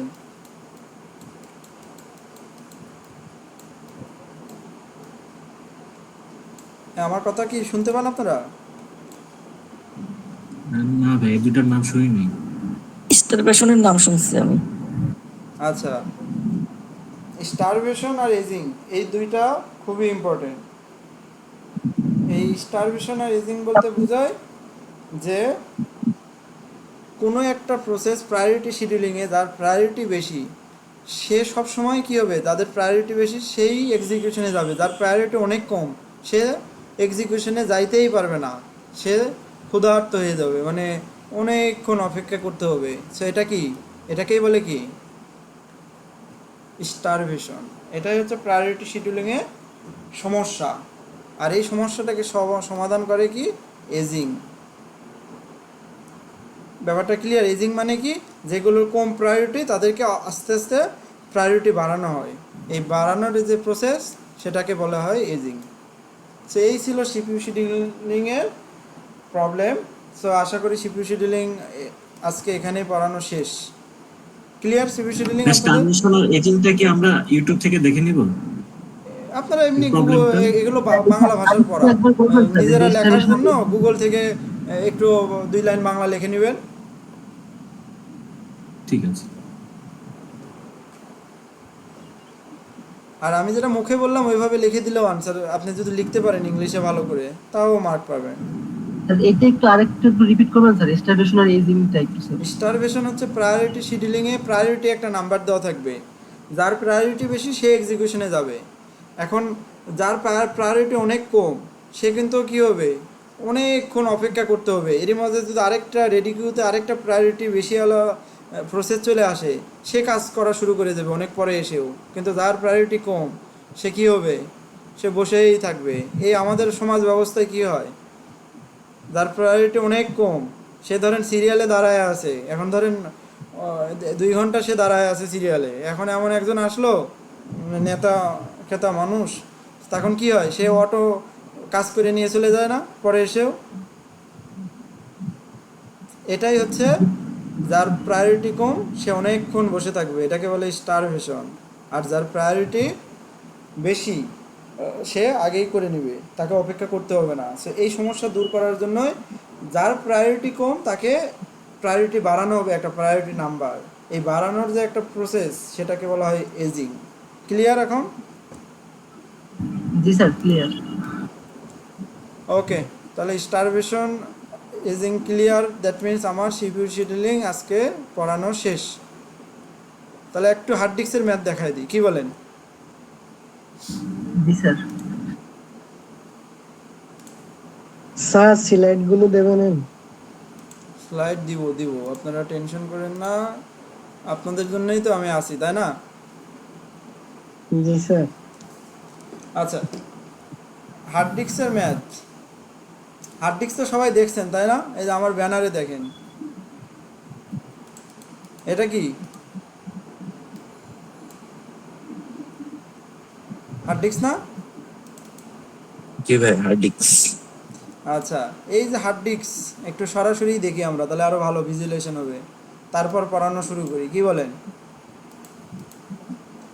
আচ্ছা, এই যে হার্ড ডিস্ক, এই হার্ড ডিস্কে যে প্লেট গোল দেখতে পারতেছেন, এর নাম কি? সারফেস। এটা প্লেট। প্ল্যাটার। হ্যাঁ, প্লেট বলেন, শর্টকাট প্লেট। আচ্ছা, আমার ওবিএস স্টুডিওটা অফ হয়ে গেল কেন? একটু দাঁড়ান আপনারা।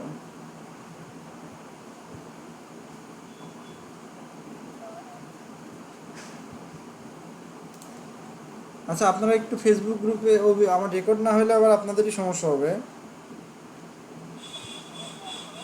আমার কথা কি আপনারা শুনতে পাচ্ছেন?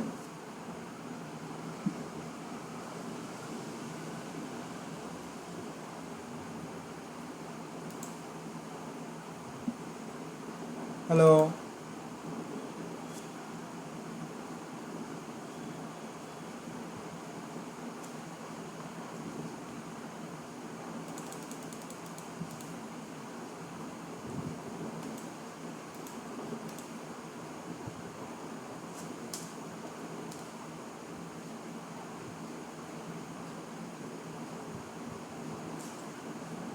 আমার নেটওয়ার্কটা চলে গেছে, বুঝলেন? দাঁড়ান, আমি একটু কানেকশনটা করে নিই, তারপর নতুন 5 মিনিটের একটা, যেহেতু একটা টপিকস পড়লেন, 5 মিনিটের একটা ব্রেক নেন,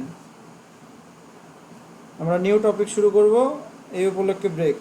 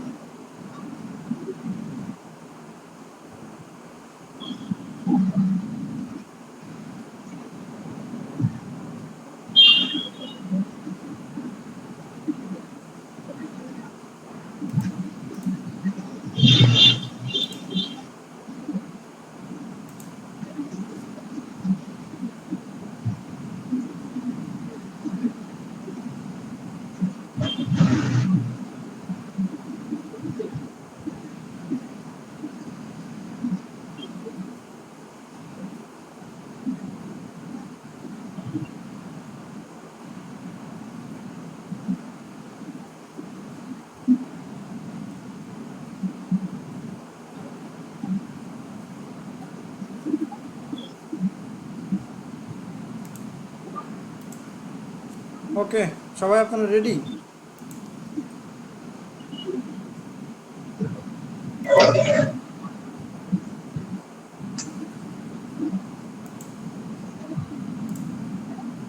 এই আমার কথা শুনতে পান আপনারা? জি স্যার। ওকে, তাহলে আমরা পড়ানো শুরু করে দিলাম। তাহলে আজকে আমরা দুইটা টপিকস পড়ানোর কথা ছিল, একটা টপিকস অলরেডি শেষ করছি। আমরা এখন আমাদের কোর্সের হার্ড ডিস্ক ড্রাইভের ম্যাথগুলো একটু দেখব। সো হার্ড ডিস্ক ড্রাইভের ম্যাথ আমরা শুরু করে দিই। তো তার আগে আমরা দেখতে চাইছিলাম যে হার্ড ডিস্কটা কেমন, তাই না? সো হার্ড ডিস্ক কেমন আমরা সেটা দেখি। সো হার্ড ডিস্কের এই জিনিসটাকে একটু আগে বলছি, কি বলে এই জিনিসটাকে? প্লেটার বা প্লেট বলি আমরা। আর এই যে একটা জিনিস দেখতে পাচ্ছেন, এটার নাম কি বলেন তো? Head, head. Read or right head. Head. আচ্ছা, এই হেড দিয়ে কি করে? আমার হার্ড ডিস্কে ডাটা রিড করে অথবা রাইট করে, তাই না? এখন এখানে অনেকগুলো প্লেট থাকে, একটা হার্ড ডিস্কে কি থাকে? অনেকগুলো প্লেট থাকে সাজানো। যারা ফিজিক্যালি হার্ড ডিস্ক দেখছেন তারা দেখে থাকবেন। আর এটা কি করে? ঘোরে। অলওয়েজ এই হার্ড ডিস্কের এই ভিতরের প্লেটগুলো ঘোরে। হার্ড ডিস্কে দেখবেন এইরকম কি থাকে? দাগ দাগ দাগ দাগ, ছোটো ছোটো দাগ দাগ থাকে। দেখছেন কখন হার্ড ডিস্ক? সো এইভাবে হার্ড ডিস্কে কী থাকবে? অনেকগুলো দাগ থাকবে। আমরা যদি এমনি একটা সার্চ দিই, দেখি তো আমরা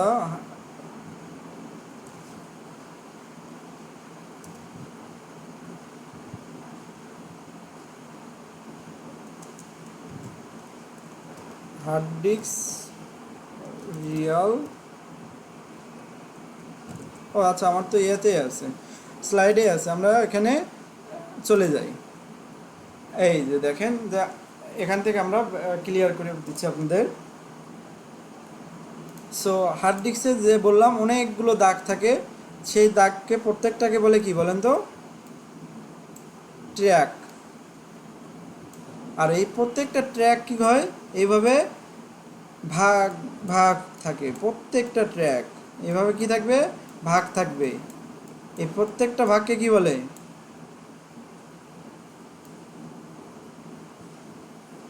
সেক্টর। সেক্টর। তাহলে ট্র্যাক আর সেক্টর।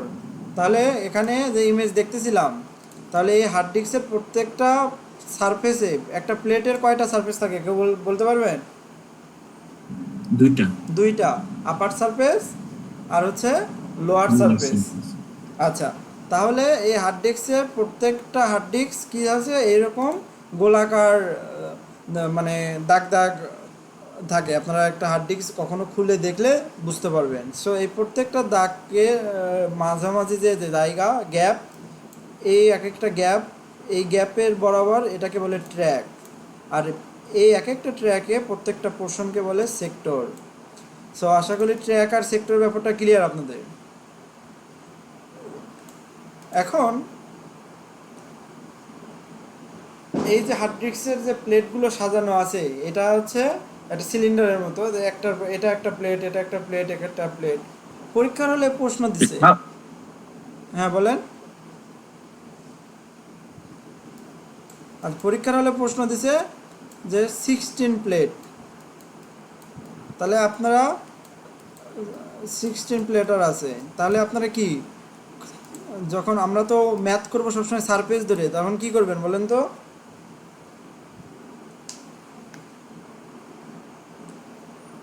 তাহলে সারফেস কয়টা? 32। 32। এই আপনারা রেসপন্স করবেন, যেহেতু প্রত্যেকটা প্লেটে 2টা করে সারফেস, তাহলে 32 হবে। সো 32 আমার সারফেস। তাহলে 32 সারফেস। আর যদি পরীক্ষার হলে দেওয়াই থাকে 32 সারফেস, তখন কি আর গুণ করতে হবে 2 দিয়ে? সে এই জিনিসটা একটু খেয়াল রাখবেন যে সারফেস দেওয়া আছে না প্লেট দেওয়া আছে। ওকে, তাহলে আমার এখানে সব কিছু লেখা আছে, পিডিএফ দিয়ে দেবো, পড়বেন। যে রিড রাইট হেড থাকে, এটা ডাটা, যেগুলো মুখে আমি বললাম, ডাটা কি করে রিড করে অথবা রাইট করে। প্রত্যেকটা প্লেটারের 2টা সারফেস থাকে, একটা টপ সারফেস বা আপার সারফেস, একটা বটম সারফেস। বোথ সারফেসে কি হয়, ডাটা স্টোর করার জন্য ব্যবহার করা হয়, এবং প্রত্যেকটা সারফেসের নিজস্ব কি থাকে, রিড রাইট হেড থাকে। ওকে, সো দেখেন, তাহলে প্রত্যেকটা সারফেসের কয়টা করে রিড রাইট, উপরেরটার একটা হেড, নিচেরটার একটা হেড। এই প্লেটের নিচে একটা হেড, উপরে একটা হেড, মানে 2টা সারফেসের 2টা করে হেড, এবং প্রত্যেকটা প্লেটের আলাদা আলাদা হেড। ওকে, এখন এই ডিস্কের মূলত আমরা কি করব, হার্ড ডিস্কের ম্যাথ করতে গেলে আমাকে ডিস্ক পারফরমেন্স কিছু প্যারামিটার আছে, এগুলো সম্পর্কে জানা লাগবে। সো এই ফ্যাক্টরস হচ্ছে ডিস্ক পারফরমেন্স প্যারামিটারে কি কি, seek time, rotational latency, data transfer rate, control overhead, queuing delay. Seek টাইমটা কি আপনারা একটু মুখে মুখে বলবেন, খুবই ইজি, তাড়াতাড়ি শেষ হয়ে যাবে। সিক টাইম হচ্ছে, আমার ধরেন হার্ড ডিস্কে কোনো একটা ডাটা আছে, আমাকে খুঁজে বের করতে হবে। ধরেন এই যে অনেকগুলো কি আছে, সারফেস আছে, আবার প্রত্যেকটা সারফেসে অনেকগুলো ট্র্যাক আছে, ট্র্যাকের একটা নির্দিষ্ট কি আছে, নির্দিষ্ট সেক্টরে আমার ডাটা আছে। তাহলে আগে সেক্টর খুঁজবো না আগে আমার নির্দিষ্ট ট্র্যাকে যাইতে হবে বলেন তো? ধরেন আমি আমার হেড দিয়ে এখানে গেলাম এই ট্র্যাকে, এখন আমার হেড আছে, হেড কিন্তু ফিক্সড, হেড সবসময় এখানেই থাকে, কিন্তু আমার ডাটা আছে এই সেক্টরে। তাহলে এই সেক্টরে যদি যাইতে চাই, তাহলে ডিস্কটাকে কি করতে হবে, এই এই হেডের কাছে নিয়ে আসতে হলে ঘুরাইতে হবে না? সো আমার ডিস্ক কি হয়, ঘোরে, রোটেশন হয়। সো আমার নির্দিষ্ট ট্র্যাক খুঁজে বের করতে হলে কোন ট্র্যাকে যাব সেটাকে বলে সিক টাইম, সেটাকে কি বলে, সিক টাইম। আর ওই সিক টাইম দিয়ে আমরা ট্র্যাকে যাব, ট্র্যাক থেকে আর নির্দিষ্ট সেক্টরে যাইতে হলে আমাকে ডিস্কটাকে কি করতে হবে, ঘোরানো লাগতে পারে। সো সেটাকে বলে রোটেশনাল ল্যাটেন্সি বা রোটেশনাল টাইম। আচ্ছা, এরপর ডাটা ট্রান্সফার রেট। এবার আমরা নির্দিষ্ট সেক্টরে ধরেন এটা ঘুরে এখানে চলে আসলো, এইবার আসার পর এখান থেকে ডাটাটা হয় রিড করব, না হলে ওই জায়গায় কি করব, রাইট করব। সো ওটার জন্য ডাটা ট্রান্সফার রেট দরকার। সো এখানে একটা টাইম। আর কন্ট্রোল ওভারহেড আর কিউইং ডিলে এগুলো লাগে না। যদি কখনো আমার এক্সট্রা কোনো টাইম ওয়েস্ট হয় সেটা কন্ট্রোল ওভারহেড, কখনো যদি আমার কি হয়, আমার ডিস্কটা ফ্রি না থাকে তখন ওটাকে বসে থাকতে হয়, সেটা কিউইং ডিলে। সো মেইনলি আমাকে এই 3টা ফোকাস করতে হবে। আচ্ছা, তাহলে আমরা একটু দেখি, তাহলে সিক টাইম কি একটু বলে দিছি, মুখে মুখে বলেন তো। সিক টাইম হচ্ছে কি খুঁজে বের করা, ট্র্যাক খুঁজে বের করা। ট্র্যাক খুঁজে বের করা। সো আমার সিক টাইম 3 ভাবে হয়, full stroke, average, track to track. Full stroke মানে যে পুরো আমার যত ট্র্যাক আছে সব একটা একটা করে খুঁজে দেখা, মানে সেটা হচ্ছে স্ট্রোক, ফুল স্ট্রোক বলে। আর অ্যাভারেজ মানে 1/3। আচ্ছা, ফুল স্ট্রোক কি, it is the time taken by the read write head move across the entire width of disk, মানে পুরো ডিস্ক জুড়ে খুঁজে বের করা, সেটা হয় ফুল স্ট্রোক টাইম। কিন্তু অ্যাভারেজ হবে কখন? সব সময় যে পুরোটাই খুঁজে বের করা লাগবে তা কি লাগে? তা তো নাও লাগতে পারে। এই জন্য সবসময় অ্যাভারেজ ইউজ করা হয়, যে অ্যাভারেজ সিক টাইম হচ্ছে 1/3, মানে 3/1 টাইম দেওয়া হয় পুরো টাইমে। আর ট্র্যাক টু ট্র্যাক হচ্ছে, ধরেন আমার এই হেডটা এই ট্র্যাকে আছে, কিন্তু আমার ধরেন ভিতরে আরও ট্র্যাক আছে, এখন সে শুধু চেক করবে তার পাশাপাশি দুইটা ট্র্যাক, সামনের ট্র্যাক আর পিছনের ট্র্যাক, এটাকে বলে যে টাইম, সেটা হচ্ছে ট্র্যাক টু ট্র্যাক। সো এটা হচ্ছে সিক টাইম। আর রোটেশনাল ল্যাটেন্সি কি? রোটেশন হচ্ছে আমার নির্দিষ্ট সেক্টরে যাইতে হলে আমাকে কি করতে হবে, দেখেন লেখা আছে ডিজায়ার্ড সেক্টরে যাইতে হলে যে টাইম, সেটা হচ্ছে রোটেশনাল টাইম। সো সাধারণত পুরোটা ঘোরাইতে হয় না সবসময়, এই জন্য আমার অ্যাভারেজ নিতে হয়। অ্যাভারেজ রোটেশনাল ল্যাটেন্সি কি? হাফ গুণন time taken to full rotation, মানে ফুল রোটেশনে যে সময় লাগবে তার অর্ধেক। আর ডাটা ট্রান্সফার রেট কি? যে কি পরিমাণ ডাটা পাস করতেছে যে একটা নির্দিষ্ট টাইমে, সেটা হচ্ছে ডাটা ট্রান্সফার রেট। আর কন্ট্রোল ওভারহেড আর কুইং ডিলে বলছি আপনাদের। আচ্ছা, আর একটা জিনিস, স্টোরেজ ডেনসিটি। স্টোরেজ ডেনসিটি বলতে কি বোঝায় বলেন তো? ডেনসিটি মানে কি? ঘনত্ব না? এখন ধরেন আমার ডিস্কটা এইভাবে আছে, এটা হচ্ছে আউটার যে আমার সার্কেল, আর সবার ভিতরে একটা আছে সার্কেল, এটা হচ্ছে ইনার সার্কেল। এইভাবে ট্র্যাক একে একে কি ট্র্যাক দিয়ে সামনে আগাইছে না? এখন মনে হতে পারে না যে সবার বাইরে যেটা সবচেয়ে বড়, তাহলে সেখানে ডাটা বেশি থাকবে, আর যেটা ভিতরে সেটাতে ডাটা কম থাকবে? ব্যাপারটা কি এইরকম? সেই রকম না। এটা হচ্ছে আমার যত ইনার মোস্ট সেন্ট্রালে থাকবে তত ডাটার ঘনত্ব বেশি, যত দূরে যাবে তত ডাটার ঘনত্ব কম। এই জন্য সব ট্র্যাকে সমান ডাটা থাকে। সব ট্র্যাকে কি ডাটা থাকে? ট্র্যাক যতই বাড়ুক, মানে যত দূরে যাবে ঘনত্ব তত কমতে থাকবে। সো প্রত্যেকটা ট্র্যাকে ডাটা কি থাকবে? সেম ডাটা থাকবে, মেমোরি সেম থাকবে। ক্লিয়ার ব্যাপারটা? সেটাই লেখা আছে যে all the tracks of a disk have the same storage capacity, this is because each track has different storage density. So inner most যেটা, সেটার maximum storage density, outer most মানে বাইরেরটার মিনিমাম স্টোরেজ ডেনসিটি। সো এই পর্যন্ত বুঝে থাকলে এখন আমরা 2-3টা ফর্মুলা দেখে ম্যাথ করা শুরু করে দেব। ডিস্ক অ্যাক্সেস টাইম কিভাবে বের করে? ডিস্ক অ্যাক্সেস টাইম মানে আমার নির্দিষ্ট যে আমার ডাটা বের করতে হলে কতগুলো টাইম লাগবে। প্রথমে আমার ট্র্যাকে যাইতে সিক টাইম লাগবে, তারপর নির্দিষ্ট সেক্টরে যাইতে রোটেশনাল ডিলে লাগবে, তারপর অ্যাক্সেস করতে গেলে ট্রান্সফার টাইম লাগবে। এরপরে যদি কন্ট্রোল ওভারহেড আর কিউং ডিলে প্রশ্নে দেওয়া থাকে তাহলে যোগ করে দিবেন, এই টোটাল টাইম যোগ করলেই ডিস্ক অ্যাক্সেস টাইম বেড়ে যাবে। আর অ্যাভারেজ যদি বলে এই সবগুলো অ্যাভারেজ নেবেন। সো এইগুলোই এখানে যেগুলো বললাম, এখান থেকে আপনাদের যেটা জানতে হবে ক্যাপাসিটি অফ ডিস্ক স্পেস। আপনাকে বলল যে একটা সেক্টরে ডাটা রাখা যায় অনলি 1 বাইট, তাহলে পুরো হার্ড ডিস্কে কত ডাটা রাখা যায় আপনারা বের করতে পারবেন না? তাহলে একটা যদি সেক্টরে এতগুলো থাকে, আমার তাহলে বের করতে হবে কতগুলো সেক্টর আছে, তাহলে সেটা দিয়ে গুণ করে দিলেই কি টোটাল ক্যাপাসিটি, ডিস্কের টোটাল ক্যাপাসিটি বেড়ে যাবে না? তাহলে আমাকে টোটাল সেক্টর বের করতে হলে কি করতে হবে? দেখতে হবে কতগুলো সারফেস আছে, সেইগুলো টোটাল নাম্বার অফ সারফেস নিতে হবে। প্রত্যেকটা সারফেসে কতগুলো ট্র্যাক আছে সেই ট্র্যাকগুলো নিতে হবে। টোটাল মানে সবগুলো সারফেসে ট্র্যাক, তারপরে প্রত্যেকটা ট্র্যাকে কতগুলো করে সেক্টর আছে সেটা নিতে হবে।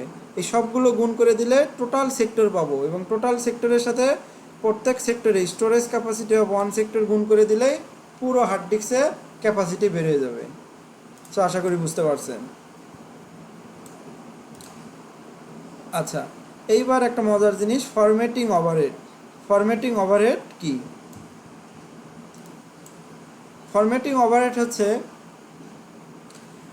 যে ওভারহেড মানে কি, একটু আগেই পড়াইছি আমরা সিপিইউ শিডিউলিংয়ে। ওভারহেড মানে কি? ওয়েস্টেজ না? ওয়েস্টেজ। তাহলে জি ভাই। আমার যদি বলে প্রত্যেক সেক্টরে ধরেন 5 বাইট ডাটা রাখা যায়, কিন্তু বলল ফরম্যাটিং ও ওভারহেড হচ্ছে 1 বাইট। মানে 1 বাইট মানে কি, 1 বাইট ডাটা আমরা চাইলেই রাখতে পারবো না, অটো নষ্ট হয়ে যাবে। তাহলে এটাকে বলে ফরম্যাটিং ওভারহেড। আমরা যখন ফোন কিনে আনি, যদি বলে 128 জিবি রম, মাঝে দেখা যায় ইউজ করা যায় 120 জিবি বা 125 জিবি, এরকম হয় কি হয় না, আমাকে একটু সেটা বলেন। হয়। হ্যাঁ, সেটা হচ্ছে ওভারহেড, ফরম্যাটিং ওভারহেড। তাহলে আপনাদের যদি বলে ফরম্যাটিং ওভারহেড কীভাবে বের করবেন, যদি বলে প্রত্যেকটা সেক্টরে কত 1 বাইট ফরম্যাটিং ওভারহেড, তাহলে আপনারা কি করবেন, সব সেক্টরে 1 বাইট দিয়ে গুণ দিলে কতগুলো জায়গা ওয়েস্ট হচ্ছে বের করতে পারবেন। আর formatted disk space, formatted disk space হচ্ছে ধরেন আপনার হার্ড ডিস্কটা ফরম্যাট করার পর এই ফরম্যাটিং ওভারহেডের ডাটা বাদ দিলে যা থাকে, ইউজেবল যেটা থাকে, সেটাই হচ্ছে ফরম্যাটেড ডিস্ক স্পেস। মানে টোটাল ক্যাপাসিটি যা আছে একটা হার্ড ডিস্কের, ধরেন 1 টেরা, এই 1 টেরাবাইট মানে 1024 জিবি। এই 1024 জিবি থেকে ফরম্যাটিং ওভারহেড ধরেন 24 জিবি বাদ, তাহলে ইউজেবল কত, 1000 জিবি। সেটাই হচ্ছে formatted disk space. Total capacity থেকে দেখেন, টোটাল ডিস্ক ক্যাপাসিটি থেকে ফরম্যাটেড ওভারহেড বাদ দিতে হবে। আচ্ছা, এরপরে কি আছে, রেকর্ডিং ডেনসিটি বা স্টোরেজ ডেনসিটি, মানে ঘনত্ব। তাহলে ঘনত্ব কিসের হয়? প্রত্যেকটা ট্র্যাকের হয়। ট্র্যাক যত দূরে যাবে ঘনত্ব কমবে, আর ট্র্যাক যত কাছে আসবে ঘনত্ব বাড়বে, মানে পরিধির উপর। তাহলে পরিধি যত কি হবে, বেশি হবে, তত কমবে, মানে ব্যস্তানুপাতিক। So storage density of a track, capacity of track, একটা ট্র্যাকে কত ডাটা রাখা যায় সেটা ভাগ দিবেন সেই ট্র্যাকের পরিধি দিয়ে। পরিধি বাড়লে ডেনসিটি কমবে, পরিধি কমলে ডেনসিটি বাড়বে, মানে ব্যস্তানুপাতিক সম্পর্ক। এখন যদি বলে একটা ট্র্যাকের ক্যাপাসিটি কত, তাহলে এই যে এই সূত্র, ট্র্যাকের ক্যাপাসিটি কী হবে, ডেনসিটি গুণন ওই ট্র্যাকের পরিধি। যে ক্যাপাসিটি অফ এ ট্র্যাক হচ্ছে recording density of the track, আর হচ্ছে পরিধি, সারকামফারেন্স অফ দ্য ট্র্যাক। এইগুলো সূত্র। আচ্ছা, তাহলে ডাটা ট্রান্সফার রেট কী হবে? সিমিলারলি ডাটা ট্রান্সফার হবে, ডাটা ট্রান্সফার হয় কিসের মাধ্যমে? হেডের মাধ্যমে। তাহলে নাম্বার অফ হেড কতগুলো আছে, তারপরে একটা হেড কত পরিমাণ ডাটা, একটা ফুল রোটেশন, মানে হেড তো থাকে একটা ট্র্যাকে, ট্র্যাক ফুল রোটেশন দিলে পুরো ট্র্যাক রোটেট করতে পারবে। সো কতগুলো বাইট সে একটা রোটেশনে নিতে পারবে, আর পার সেকেন্ডে কতগুলো রোটেশন সে দিচ্ছে। তাহলে এই ট্রান্সফার রেট সবসময় পার সেকেন্ডে বের হয়। তাহলে পার সেকেন্ডে ডিস্কটা কতবার ঘুরতেছে, তাহলে যতবার ঘুরবে ওই হেডের মাথা ততবার ডাটা রিড করবে।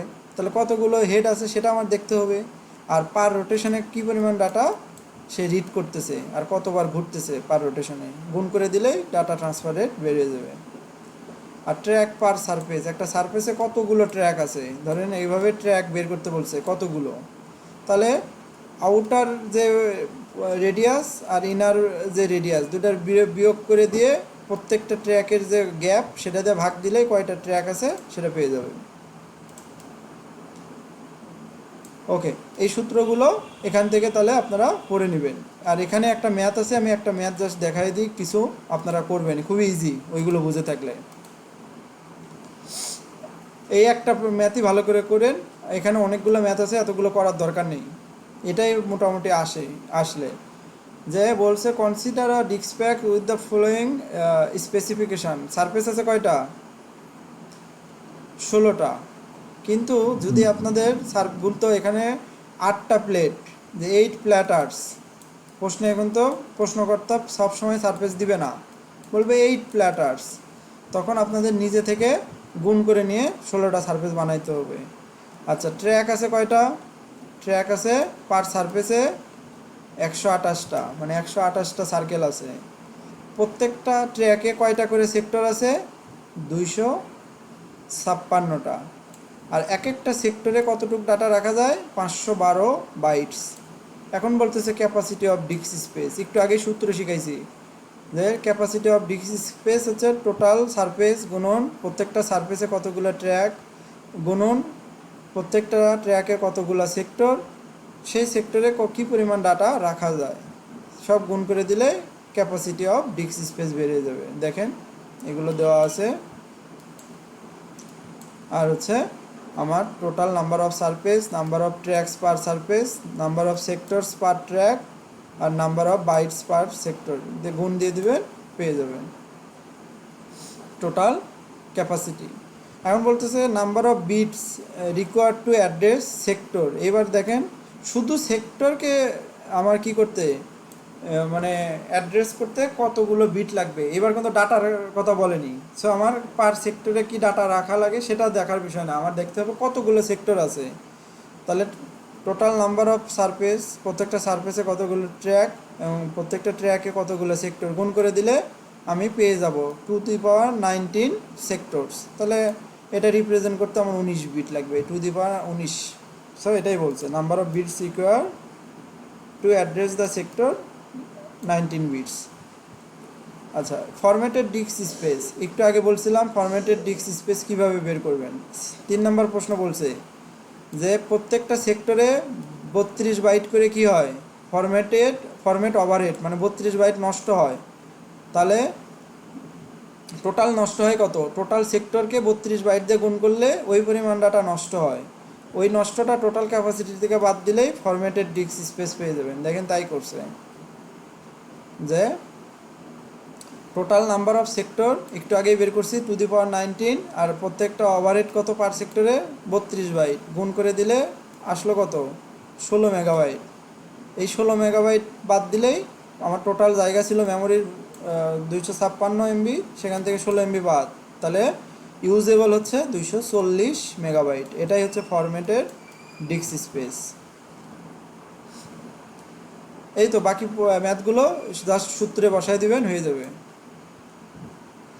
তো আশা করি আপনাদের হার্ড ডিস্কের ম্যাথ বোঝা শেষ। এই দুইটা PDF আপনারা একটু পড়ে নেবেন, তাহলে একেবারে আপনাদের হার্ড ডিস্কের ম্যাথ ক্লিয়ার হয়ে যাবে। সো এই ছিল আজকের ক্লাস। এর বাইরে কি হার্ড ডিস্কের কোনো ম্যাথ করতে হয়, করতে হবে? না, এর বাইরে এখানেই যা দেওয়া আছে আপনি আমার PDF এ যদি মন চায় আরও প্রবলেম আছে নিজে নিজে সলভ করবেন, এর বাইরে আর কিচ্ছু লাগবে না। That's enough. সো এই শুধু পর্যন্ত আপনার এই স্লাইডগুলা, আপনার এই পিডিএফ গুলা দেখলেই হবে না, বই টই তো না দেখলেও হবে মনে হয়, তাই না ভাই? না, বই আপনার দেখা বই লাগবে পিডিএফ না। সবই করে দেওয়া আছে। যেটা যদি লাগে আমি সেটা বলে দিব। ঠিক আছে। ঠিক আছে, তো আজকের ক্লাস এই পর্যন্তই। সবাই আচ্ছা ভালো স্যার, থাকবেন। ওএস এর মধ্যে স্যার মানে একটা টার্ম দেখছিলাম, মানে বোটল নেক স্যার, মানে বোটল নেক, মানে এই টার্মটা স্যার কিসের সাথে রিলেটেড বা হচ্ছে মানে সম্পর্ক, কি মানে কি এই আরেকবার জিনিসটা- বলেন তো। স্যার বোটল নেক স্যার, BOTTLENECK স্যার। ওকে দাঁড়ান, আমি রেকর্ডিংটা অফ করে দিই, স্ট্রিমিং অফ করে দিলাম।